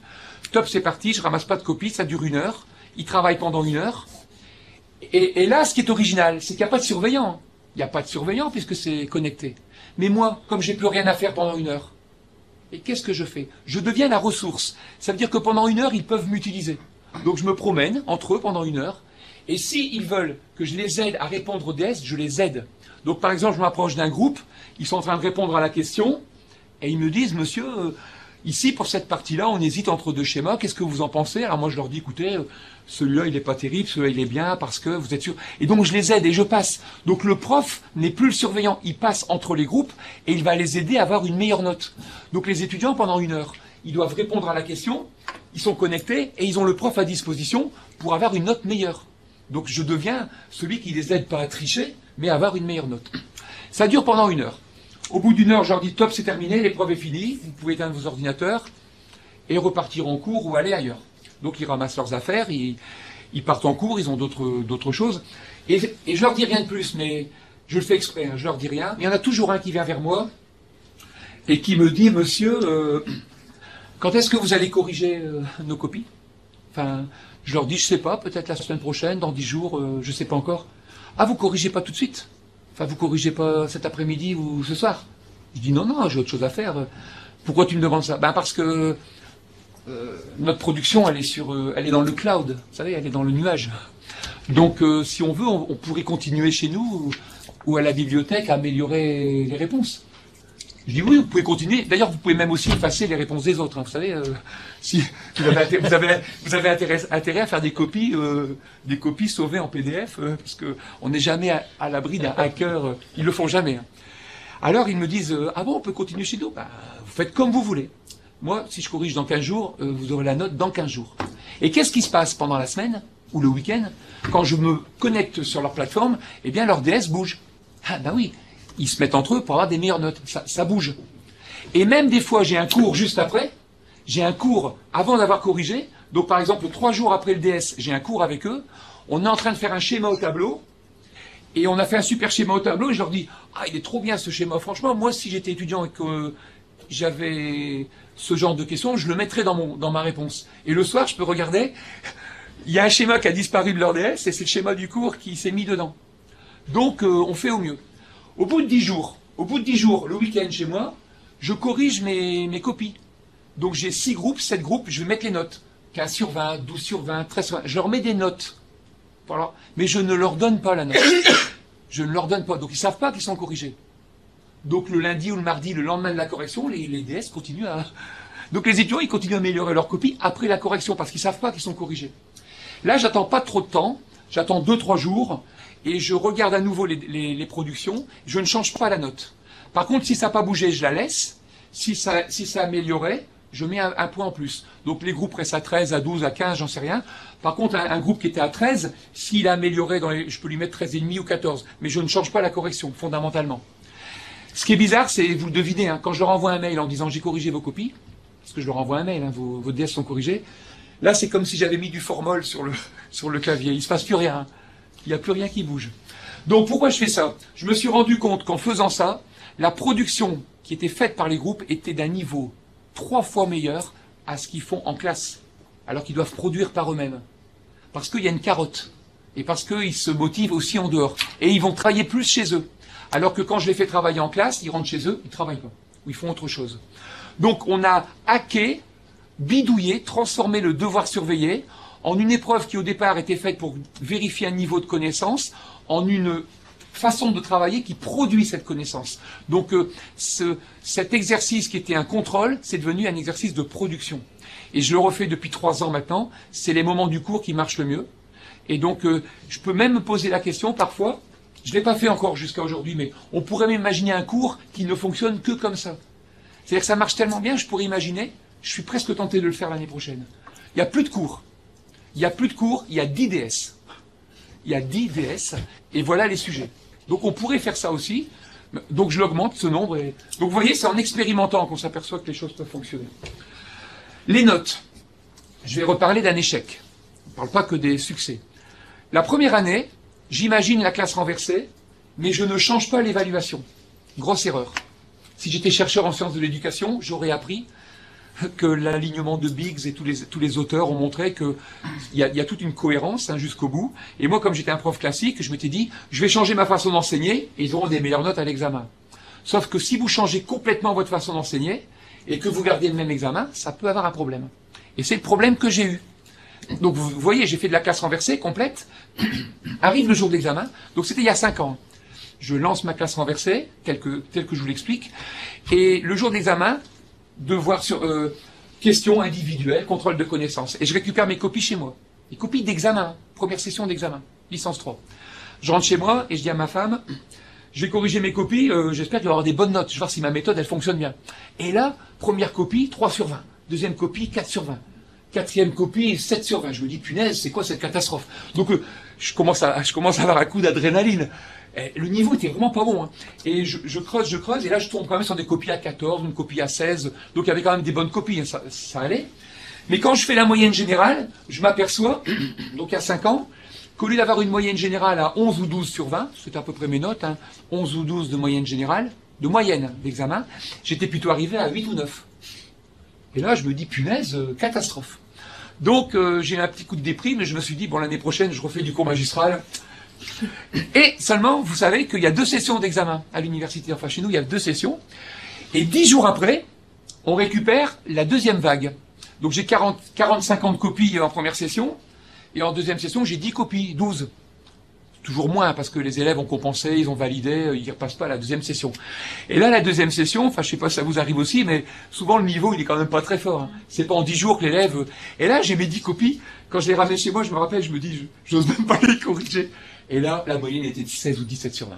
J'ai jamais vu des trucs comme ça. Pourtant, c'est les élèves les moins forts. Hein. Les copies étaient incroyablement bonnes. Je me suis dit, mais ils ont tout renversé, même l'examen. Donc, j'aurais posé la question aux étudiants. Et vous savez ce qui s'est passé? Puis vous pouvez le deviner, mais moi je m'en suis rendu compte qu'après. Les étudiants, pour la première session, ils avaient 7 à 8 modules à réviser en même temps. Mais comme dans ma matière, ils avaient construit le cours, ils se sont dit, on a construit le cours, on le connaît. Et moi, je n'avais pas changé ma méthode, donc j'ai corrigé comme une machine, avec la même méthode qu'avant.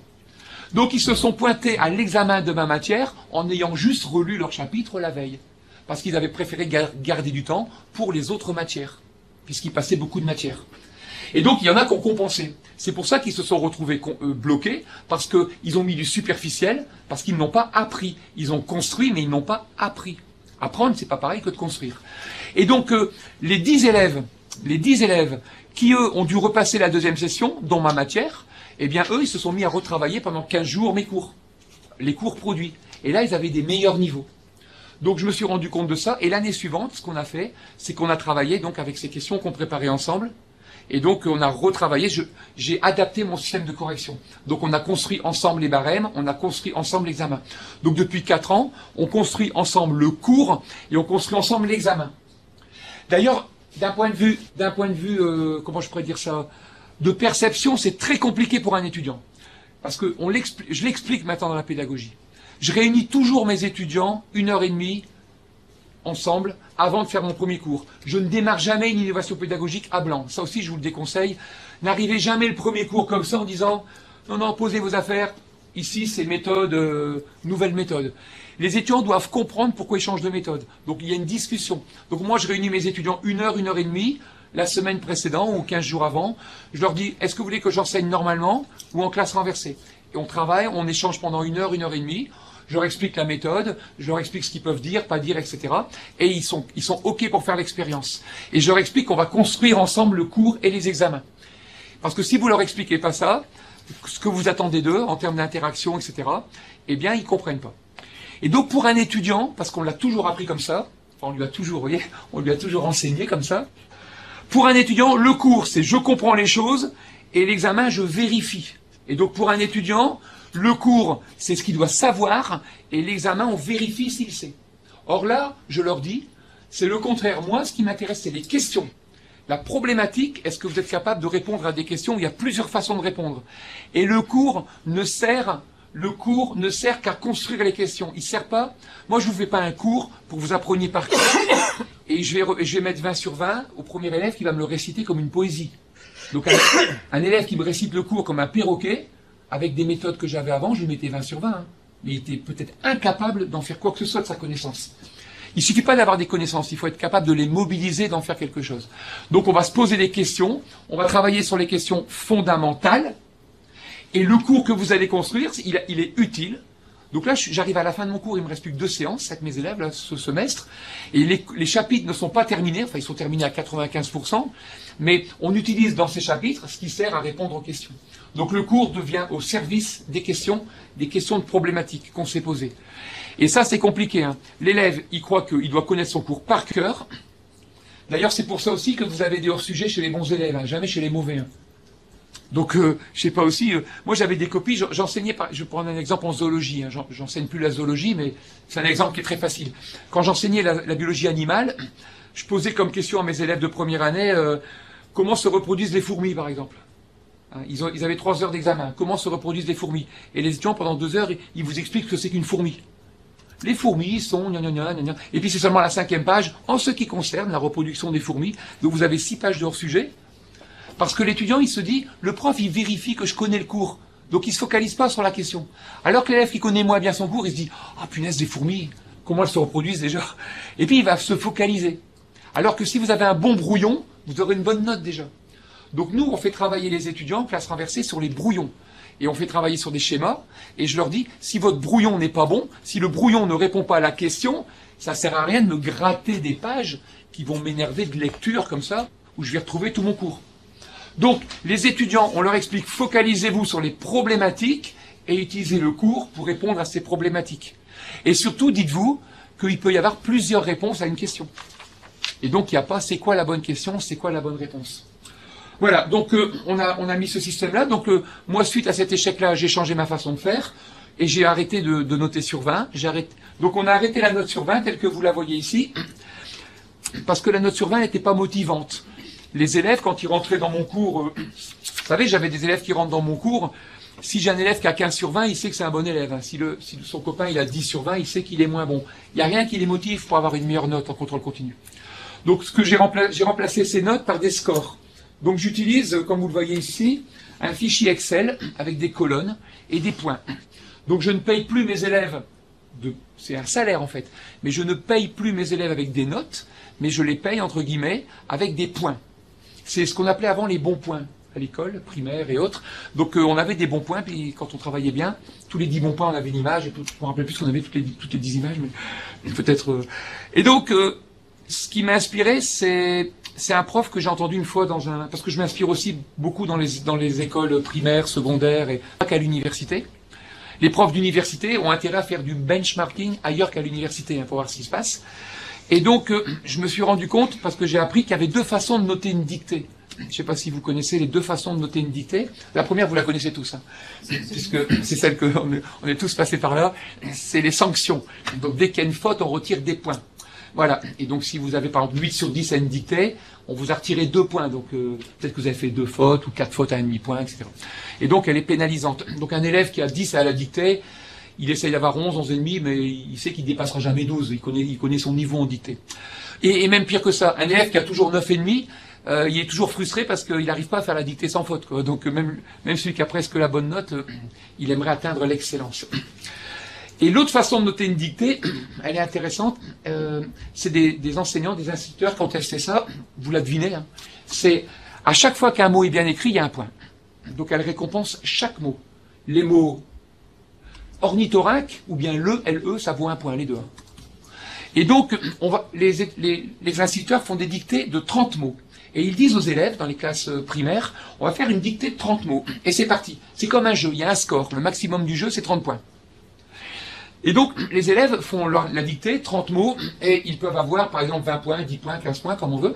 Aujourd'hui, il y a des profs qui utilisent les tweetés, avec des tweeters, donc des dictées en 140 caractères ou des dictées en 280 caractères à l'université. Ça marche super bien. Nous, on a instauré la dictée obligatoire en première année d'université en fac de Sciences Éco. Et on a dit aux étudiants, vous êtes exclus de l'examen, vous ne pouvez pas valider le module si vous n'avez pas la moyenne aux dictées. Et on obtient en un semestre des résultats aux dictées phénoménaux. Et donc là, l'instituteur dit aux élèves, vous faites une dictée en 30 points et il y a un jeu. Donc si vous avez 15 points, 30 points, 20 points, etc., vous pouvez améliorer votre score. Donc un élève qui a par exemple 15 points, on va lui mettre 15 points. Mais s'il veut plus, il rejoue. Tu peux rejouer.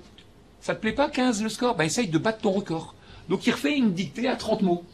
Et il essaye. Et donc avec ses parents, il dit, ah, j'ai battu mon record. Et à la fin du semestre ou de la semaine, on ne met que son record.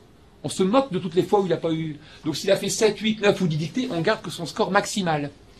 Et les élèves qui arrivent à 30 points, puisque c'est un jeu, ça les motive, hein, parce qu'ils essayent de battre leur record. Les élèves qui arrivent à 30 points, on leur dit, super, point maximum, vous devinez ce qu'on leur propose? De passer dans le monde supérieur. Bienvenue dans la dictée à 50 mots. Et là, ils essayent de battre leur record. Et bien, les profs, les instituteurs se sont rendus compte qu'en travaillant avec ces façons d'évaluer positives, ils augmentaient l'engagement. Donc moi, mes étudiants, je leur mets des points. Donc quand ils me produisent en quantité et en qualité un bon travail d'équipe, je leur mets 20 points, 30 points chacun. Si c'est bon, 50 points chacun. Si c'est moins bon, 30 points chacun.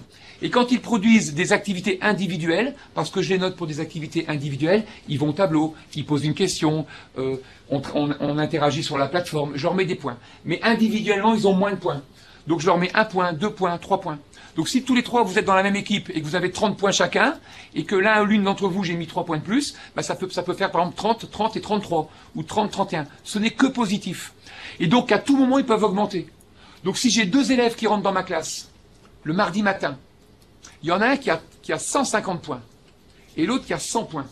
150 et 100 points. Celui qui a 150 points, il est meilleur que 100. Mais celui qui a 150, il peut sortir de ma classe avec 155. Il est passé de 150 à 155. Et l'autre qui est rentré à 100, il peut sortir avec 200. Donc à tout moment, on peut engranger des points sans maximum. Donc même si vous rentrez dans ma classe, que vous avez un score faible, à tout moment, selon le travail que vous faites, vous pouvez augmenter de manière considérable le score. C'est pour ça qu'à la fin, vous avez ce qui ressemble à ça, un fichier Excel, où les élèves qui ont le mieux compris la méthode, je les appelle l'Empire State Building, hein, parce qu'ils ont des scores élevés, et les élèves qui n'ont pas très bien compris, ben, ils ont très peu de scores. Ce qui est intéressant, c'est qu'il y a plusieurs choses intéressantes là-dedans. La motivation. L'autre chose, c'est qu'on peut mesurer autre chose que la connaissance, la façon dont ils s'entraident. Un étudiant qui travaille, qui trouve un schéma, qui me pose une question, un étudiant qui aide un autre, je lui mets des points. Je ne mets pas des points à chaque fois, hein, je ne passe pas derrière tout le monde pour mettre des points. Mais je repère les choses. Ils ont des post-it, avec leur prénom. Moi, au bout de 3 semaines, je connais leur prénom. J'ai un trombinoscope et je donne des points sur des compétences, des activités et pas uniquement sur la qualité.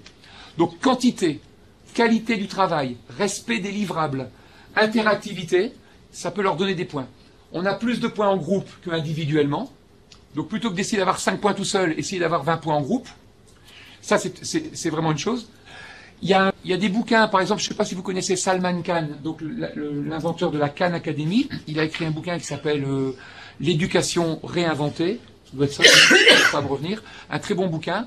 Et il dit dans ce bouquin-là, il ne parle pas que de e-learning, il dit, il existe une compétence qu'aucun système éducatif ne note, c'est la capacité qu'a un élève à aider son camarade de classe. Ne note, hein, sur 20.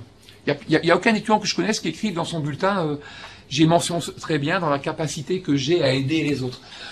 Et c'est dommage parce qu'on sait qu'un élève qui aide son camarade de classe, c'est demain matin un collègue qui aide ses collègues de boulot. Donc c'est des compétences vraiment intéressantes à évaluer.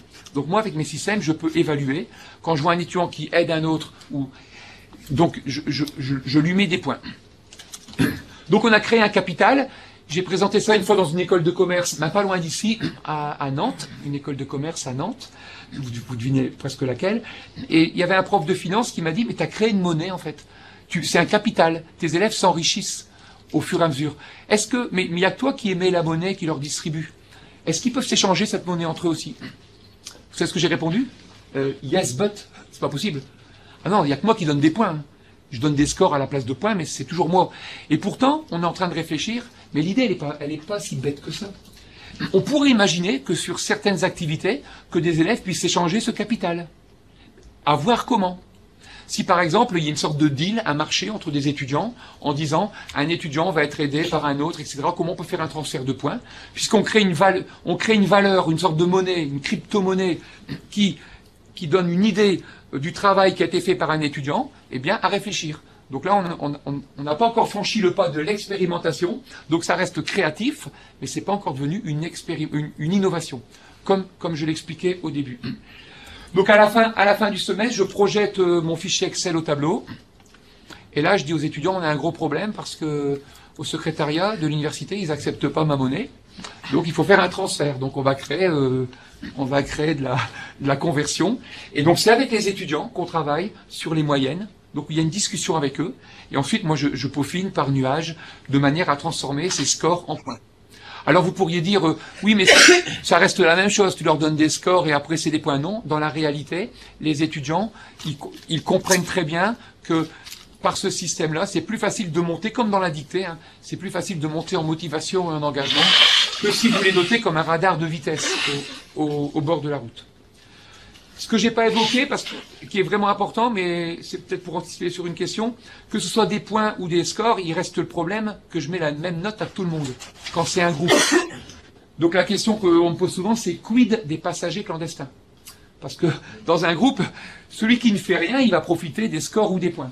Donc moi, comme j'ai du temps, je repère déjà les étudiants qui sont plus actifs les uns que les autres, donc ça se voit. Hein. Je peux vous dire qu'en les faisant travailler en groupe et en passant de groupe en groupe, quand vous avez 50 élèves, vous-même, au bout de déjà 4-5 semaines, vous avez repéré ceux qui bossent plus que les autres, c'est très facile, mais c'est votre perception. Et donc pour comparer votre perception à celle des élèves, j'ai utilisé un test d'entreprise qu'on appelle le 180 degrés. Il existe en entreprise les 360 et 180 degrés. C'est des tests de perception. J'ai pris le test de 180 degrés, je l'ai adapté et je le fais passer aux étudiants, je leur explique. Donc ils vont d'abord s'auto-évaluer. Donc c'est un test intéressant. Ils vont s'auto-évaluer sur une échelle de 1 à 5 dans 5 catégories de travail. Je vais chercher de l'information, je produis le cours, j'explique aux collègues, je communique, etc. J'ai choisi 5 critères. Chaque étudiant sur une échelle de 0 à 5. C'est pas vraiment un 0. Hein. Le 0, c'est j'ai pas d'opinion. Donc il n'y a pas de 0. J'ai pas d'opinion, très peu, moyennement, beaucoup, excellent, etc. Donc il y a chacun des 5 chiffres, des 6 chiffres de 0 à 5 veut dire quelque chose. Chaque étudiant s'auto-évalue. Il ne sait pas pourquoi. Hein. Je demande à chaque étudiant de s'auto-évaluer. Donc ils le font, ils s'auto-évaluent. Et ensuite, quand c'est fini, je demande à chaque étudiant de positionner ses camarades de groupe par rapport à lui. Donc je ne demande pas à l'étudiant de noter ses collègues, parce qu'un étudiant est incapable de noter un autre étudiant. Par contre, une fois qu'il s'est auto-évalué et que vous lui avez dit, sur une échelle de 0 à 5, quelle est toi, ta perception de ton travail dans « je cherche de l'info, je travaille », ça. Donc il réfléchit à sa perception de son travail sur 5 éléments, et quand il a fini, on prend du temps, hein, on prend 5 minutes, 5-10 minutes, les élèves, ils se sont auto-évalués, je leur dis maintenant, vous allez comparer les autres à vous. Vous n'allez pas les évaluer. Est-ce que ton camarade ou ta copine ou autre, tu trouves que c'est pareil? Donc je les aide. Je leur dis, si tu penses que le collègue du groupe travaille comme toi, tu mets exactement le même chiffre. Tu réfléchis même pas. Si par exemple je m'étais mis 4 sur mon niveau d'aller chercher de l'info et qu'on est dans le même groupe et que je pense qu'on a travaillé pareil, je te mets 4. Je réfléchis même pas. Donc si vous pensez que c'est le même niveau, vous mettez la même chose. Si vous pensez que le copain ou la copine bosse un tout petit peu plus ou un tout petit peu moins que vous, vous lui mettez juste le point au-dessus. Et si vous pensez qu'il y a une grosse différence, vous pouvez décaler de 2.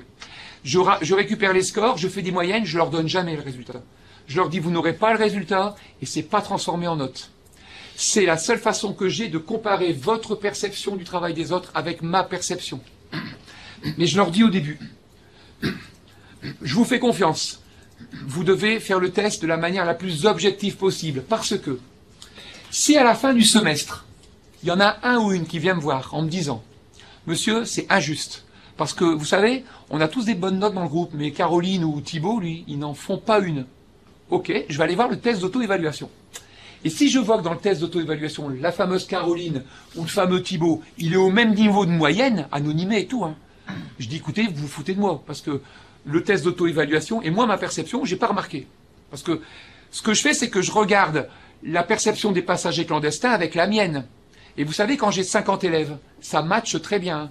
Et en fait, depuis 5 ans, des passagers clandestins, dans une classe de 50, j'en ai toujours 3 ou 4. Et pour 3 ou 4, presque toujours ça match. Presque je les avais repérés moi, avant qu'ils me viennent du groupe. Mais des fois, j'ai une surprise. Quelqu'un que j'avais repéré comme bossant super, il n'est pas perçu comme ça. Donc les passagers clandestins, je les traite en face à face, je les reçois, et souvent je leur dis la chose suivante. Je sais que tu es un très bon élève, hein, que tu bosses super bien. Franchement, je suis sûr que tu es du même niveau que les autres. Mais tu as un gros problème. C'est que tes collègues et moi, on a la perception que tu bosses moins bien. Or, tu avoueras que c'est injuste, que tu bosses autant que les autres, sinon mieux, mais on a tous cette perception-là. Donc plus tard dans ton boulot, ça risque de te poser des problèmes. Et 9 fois sur 10, l'étudiant me répond, en fait, je bosse pas si bien que ça. Il reconnaît ça, parce que vous le mettez devant le fait accompli. Et s'il dit non, c'est pas vrai, je travaille, etc., c'est juste que j'ai une façon différente, il essaye de vous le montrer. Et là, vous pouvez revoir un peu votre jugement. Ça arrive presque jamais. Hein. Donc quand j'ai 5 passagers clandestins, en 5 ans, 5 fois 5, 25 passagers clandestins, sur 5 ans, il y en a peut-être un qui a réussi à me convaincre que le test avec lui, ça n'avait pas marché. Mais tous les autres, ça match, hein, super bien. Et les étudiants, ça leur fait confiance. Ils disent, punaise, le prof, il contrôle. Il contrôle quand même. Donc c'est pas juste de dire, il y en a un qui bosse pas dans le groupe, il vérifie et il regarde si ça fonctionne. Voilà, pour terminer, ma classe est ouverte. Ça, c'est super important. On en reparlera cet après-midi avec celles et ceux qui seront là. Je vous montrerai comment On échange les idées parce que cette expérience-là, elle ne peut pas se vivre tout seul. La classe, elle est ouverte, les portes sont ouvertes. Donc les élèves peuvent rentrer, sortir comme ils veulent, et j'ai des collègues qui viennent. Donc dans chacun de mes cours, il y a souvent un collègue qui vient ou des gens. Moi, je participe à des cours d'autres profs, on s'inspire, on regarde ce qui se passe. Et ça marche super bien. C'est très difficile d'innover tout seul. Il faut innover avec les collègues. Et pour innover avec les collègues, il faut se partager des choses. Mais pas seulement dans la salle de prof. Il faut se partager des choses en réel. Et quand vous commencez à ouvrir votre classe et que vous allez dans les classes des autres, il se passe des choses intéressantes. Depuis 3 ans, là je vais pousser un peu plus, mais je ne le détaillerai pas. Depuis 3 ans, l'entreprise, les associations, la société vient dans la classe. Parce que tout ce qu'on fait, on le publie sur Internet. Et les directeurs des ressources humaines, les DG, les managers d'entreprise, ça les interpelle. Si des profs sont capables de faire ça avec des élèves, quid d'un responsable, d'un manager avec des collègues de boulot? Et donc, ils viennent voir les innovations. Donc aujourd'hui, je suis dans une université, chez vous, merci de m'avoir invité. Je partage des choses avec des collègues d'université, mais la moitié de mon temps, avec d'autres profs, on partage ces pédagogies dans les entreprises. Parce que les entreprises sont intéressées par l'innovation pédagogique, les façons de changer les postures, d'interagir, de travailler ensemble, ça les inspire. Et nous, on est aussi inspirés par l'entreprise. La méthode des tableaux tournants, elle vient de l'entreprise. Donc c'est en visitant une entreprise, en travaillant avec un comité de direction d'une entreprise, ils avaient un système de dossiers enrichis avec des feuilles rotation. Ça m'a donné l'idée de faire ces tableaux. Donc on monte des ateliers pédagogiques où les profs et les entrepreneurs ou les managers s'enrichissent entre eux. Voilà. Donc ça, c'est ce qu'on fera cet après-midi. Ça s'appelle du co-design. C'est des méthodes co-élaboratives. Comment on crée une dynamique de profs pour expérimenter ensemble. Parce que la classe renversée, c'est juste une expérience. Hein. En quoi c'est juste de la classe inversée poussée, parce que c'est de la classe inversée où on ne donne pas forcément les cours aux élèves. Les étudiants ont leur mot à dire. Aujourd'hui, enfin même depuis 2 ans, je ne l'ai pas dit dès le début parce que le titre de mon intervention c'est la classe renversée, mais depuis 2 ans, je ne renverse ma classe qu'aux 2 tiers du semestre. Donc ce que je viens de vous montrer, je ne le fais plus sur tout le semestre, je le fais que sur les 2 tiers du semestre. Et qu'est-ce que je fais le tiers restant? Je fais de la classe inversée niveau 1, celui qui ne marche pas. C'est-à-dire que j'interroge les élèves sur des exercices par rapport au cours, mais qui n'est pas un cours que j'ai distribué, qui est un cours qu'ils ont construit eux-mêmes. Donc je fais de la classe inversée sur mes 4-5 dernières séances, qui est le niveau qui ne marche jamais, sauf que comme je le fais sur un cours qu'ils ont construit eux-mêmes, j'ai jamais d'élèves qui me disent « Ah mais monsieur, on n'a pas vu le cours, on ne sait pas, on n'a pas compris », parce qu'on fait de la classe inversée sur ce qu'ils ont produit. Si vous voulez, on en parlera aussi cet après-midi, et je répondrai à vos questions, de l'info sur les classes inversées niveau 2 et niveau 3, c'est des mixtes. C'est des mixtes d'inversion, d'exercices qu'on appelle socio-constructivistes, les élèves construisent, et donc Marcel Lebrun, c'est une référence. Hein. Marcel Lebrun, à l'université de Louvain, vous allez partout sur les blogs, vous allez voir, tout est détaillé, les tutos, c'est très facile à repérer. Marcel travaille avec nous en recherche, donc Marcel Lebrun, il va vous expliquer qu'il y a 3 niveaux de classe inversée, la classe renversée étant le dernier niveau, et que vous pouvez alterner. Donc très clairement, moi, ma pédagogie cette année, elle est bien meilleure qu'il y a 5 ans, parce que je fais 2 tiers de classe renversée, do it yourself, avec ces interactions dont je viens de vous parler, et le dernier tiers, je consolide les savoirs avec de la classe inversée. Et les étudiants qui aiment le moins l'innovation pédagogique, ça les rassure. Parce qu'ils n'aiment pas l'innovation pédagogique, mais quand vous réinversez les choses et que vous dites on va faire des exercices sur ce que vous avez produit, ils retrouvent un cadre un peu plus classique. Et ça leur plaît bien. Donc j'en parlerai cet après-midi. Voilà, donc ça c'est cet après-midi, les hackers pédagogiques, pareil, ça j'en parlais cet après-midi, je ne vais pas le faire maintenant. Pour terminer, les mots-clés. Premier mot qui est important, confiance. Ce mot-là il est fondamental.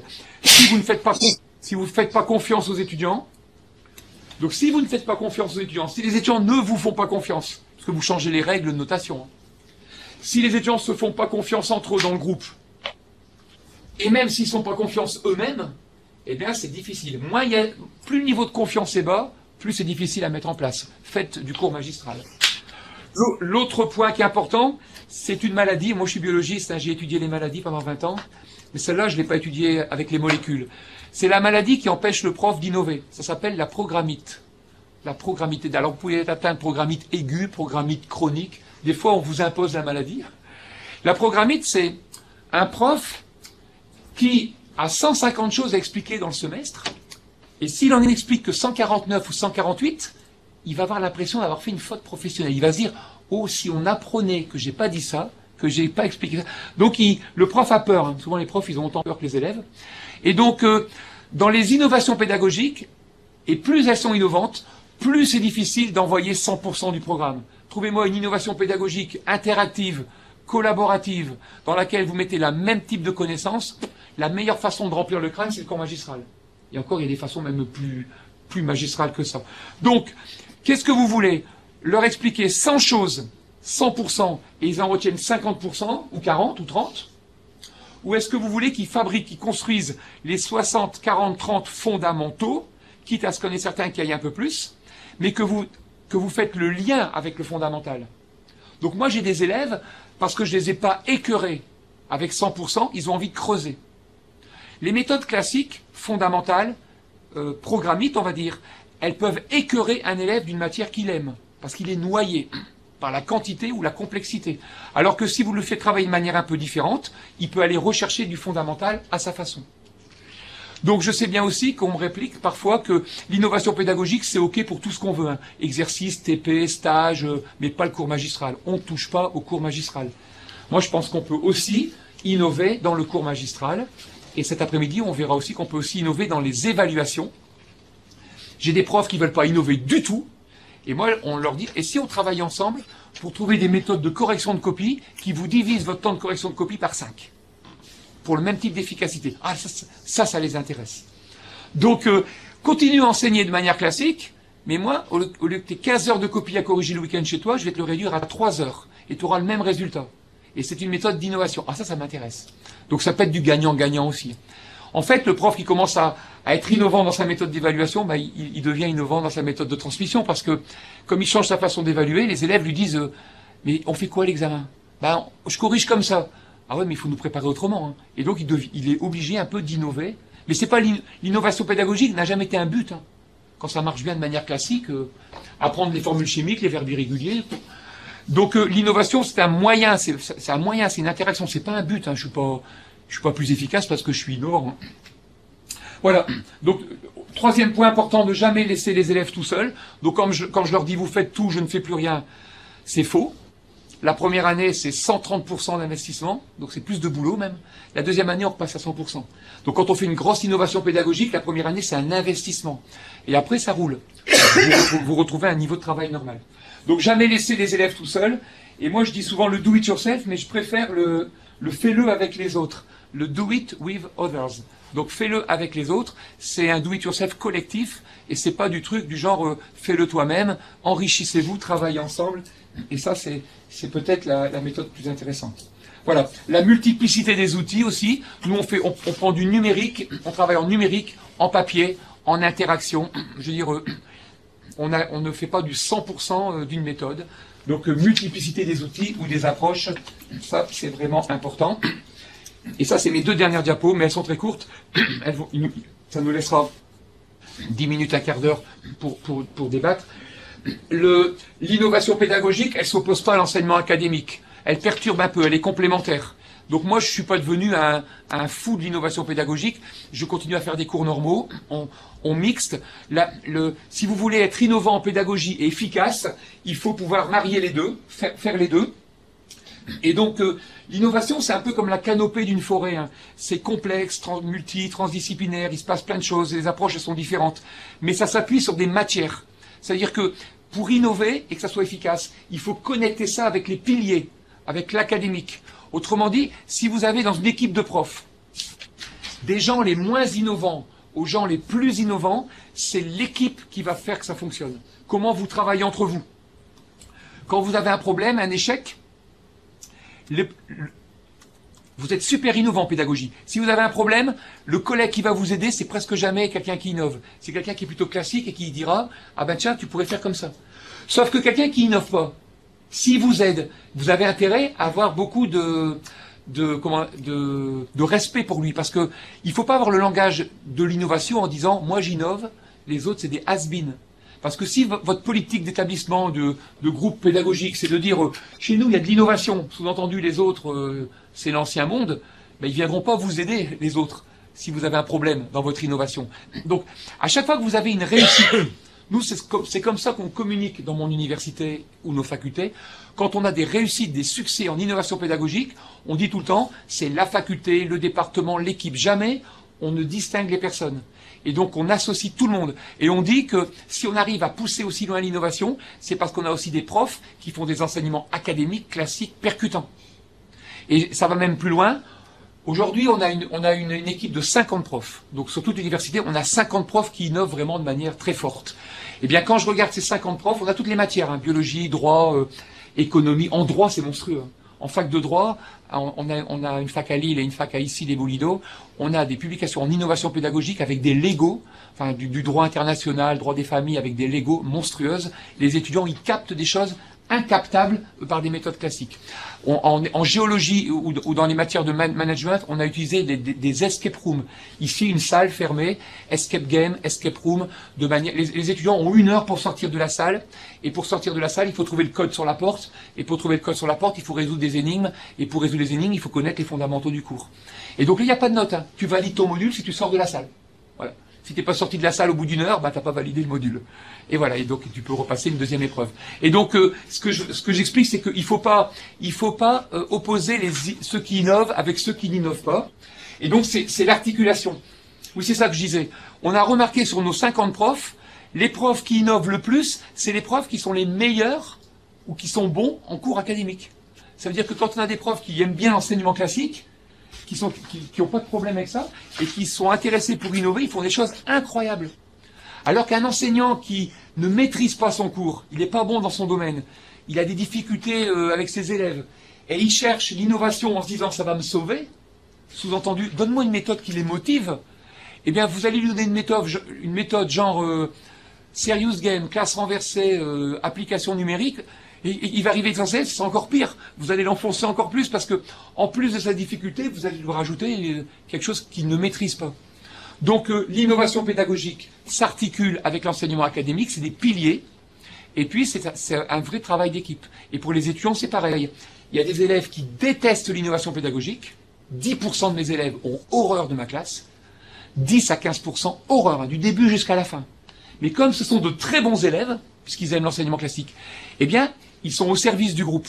Et j'arrive à expliquer à 10 élèves, 10% qui n'aiment pas, comment ils peuvent être utiles au groupe. Et donc, je les intègre dans le travail. Alors qu'avant, quand j'avais une classe entièrement classique, et que j'avais 10 à 15% de mes élèves qui détestaient mon enseignement académique, comment j'arrivais à les motiver pour les faire travailler avec les autres? Rien du tout. Ils n'aimaient pas la classe. Ils n'allaient pas commencer à aider les élèves qui aiment. Donc, on a toujours 10 à 15% d'insatisfaits, mais comme vous avez changé un peu le fonctionnement, eh bien, vous pouvez les impliquer de manière différente. Voilà, donc j'ai terminé. Et je vous remercie pour votre attention. Puis on va passer un peu de temps à... On n'aura pas le temps de répondre à toutes les questions, mais il y a mon mail, mes coordonnées. Si vous m'envoyez un mail, je vous envoie des films. Donc j'ai des films, des animations. Je peux faire aussi des Skype, je le fais souvent.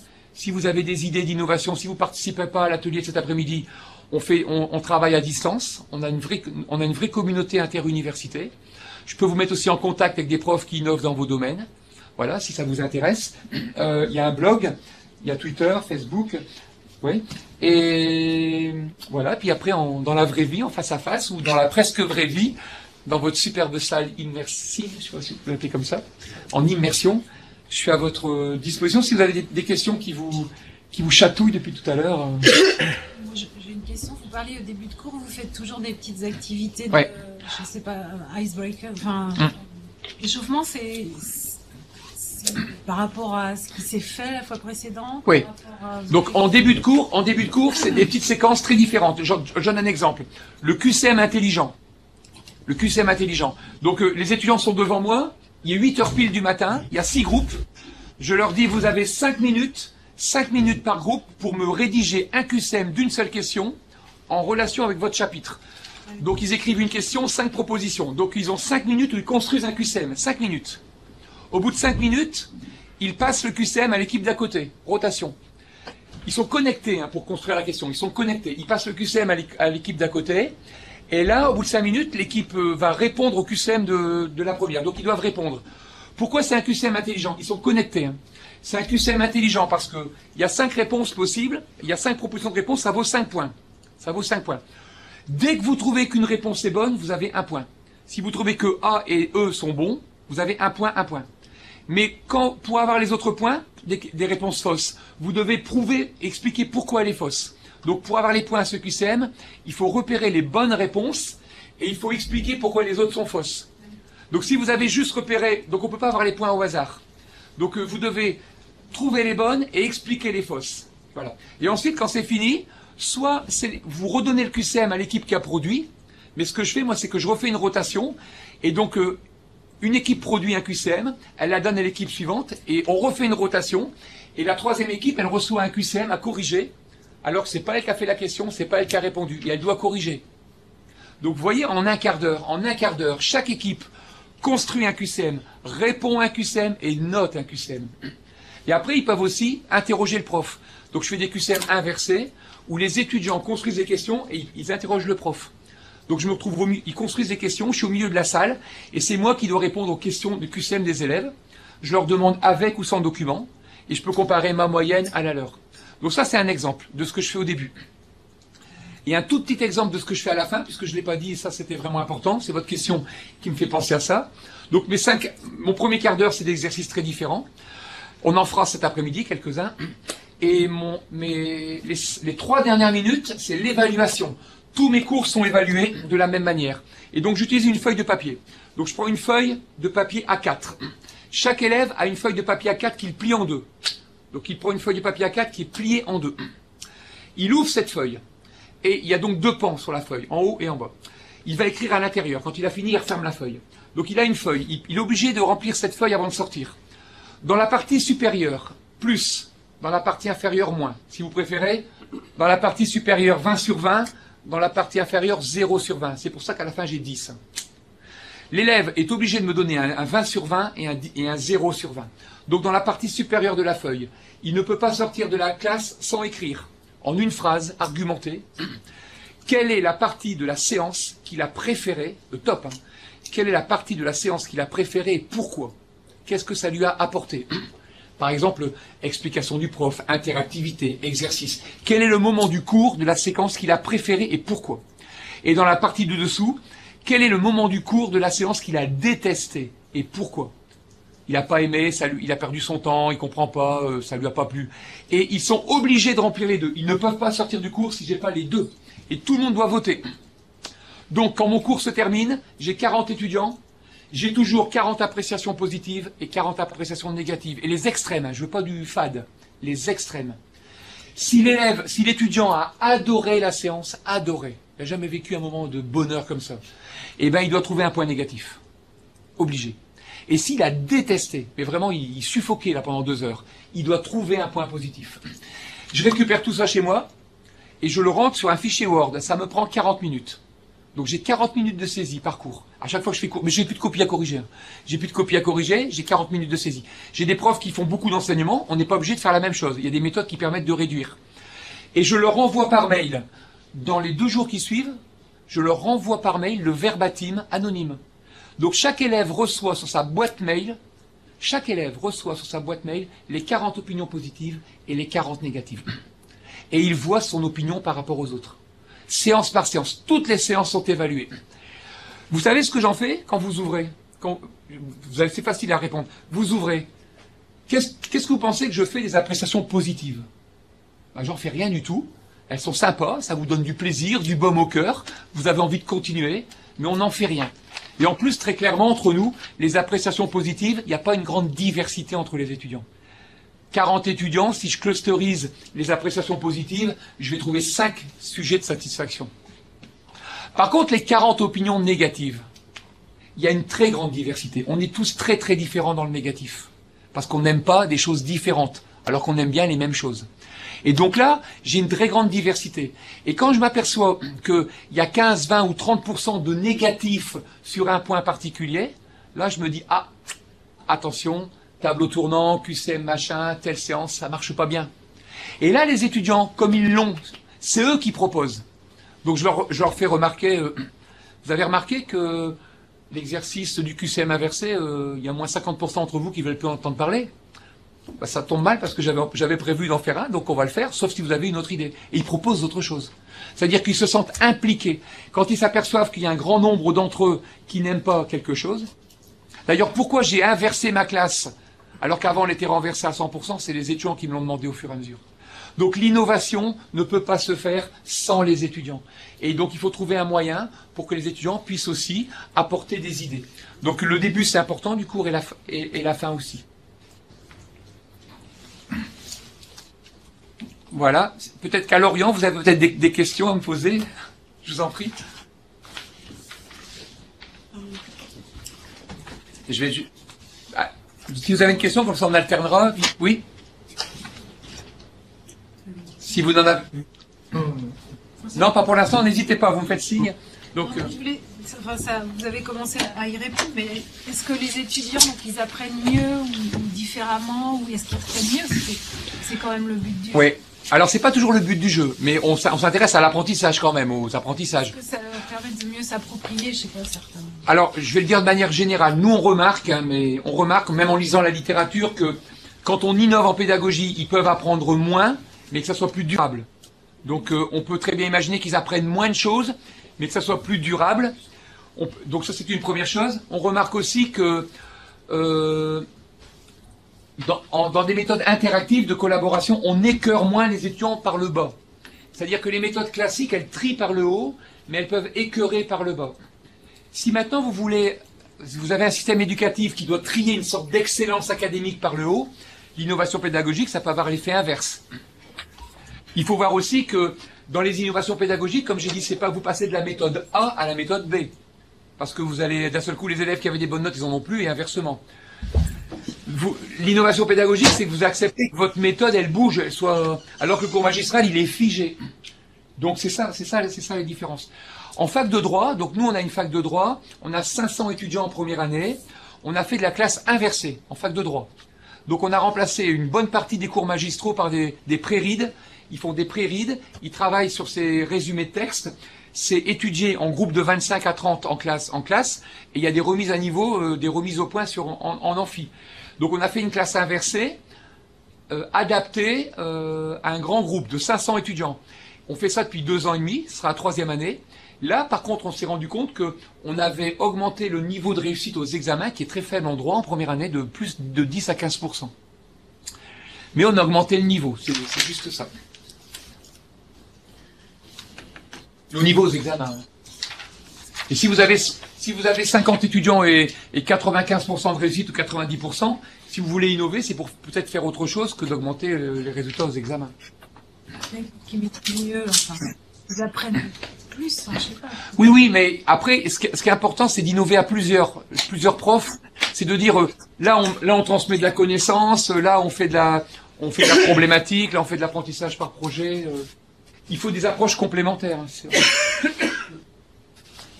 C'est pas de l'élevage industriel qu'on fait. Enfin, des fois, on est un peu obligé, mais...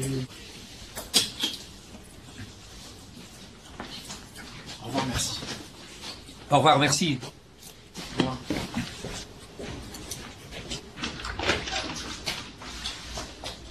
Voilà, comme il est midi, on avait prévu d'arrêter à midi.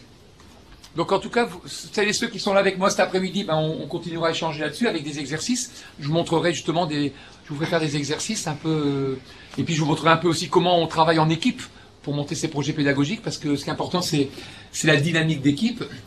Celles et ceux qui auraient des questions, si vous m'envoyez un mail, je vous envoie de toute façon je vous envoie aussi des illustrations. Alors, j'ai un ouvrage aussi, si vous tapez mon nom, vous allez le trouver. Hein.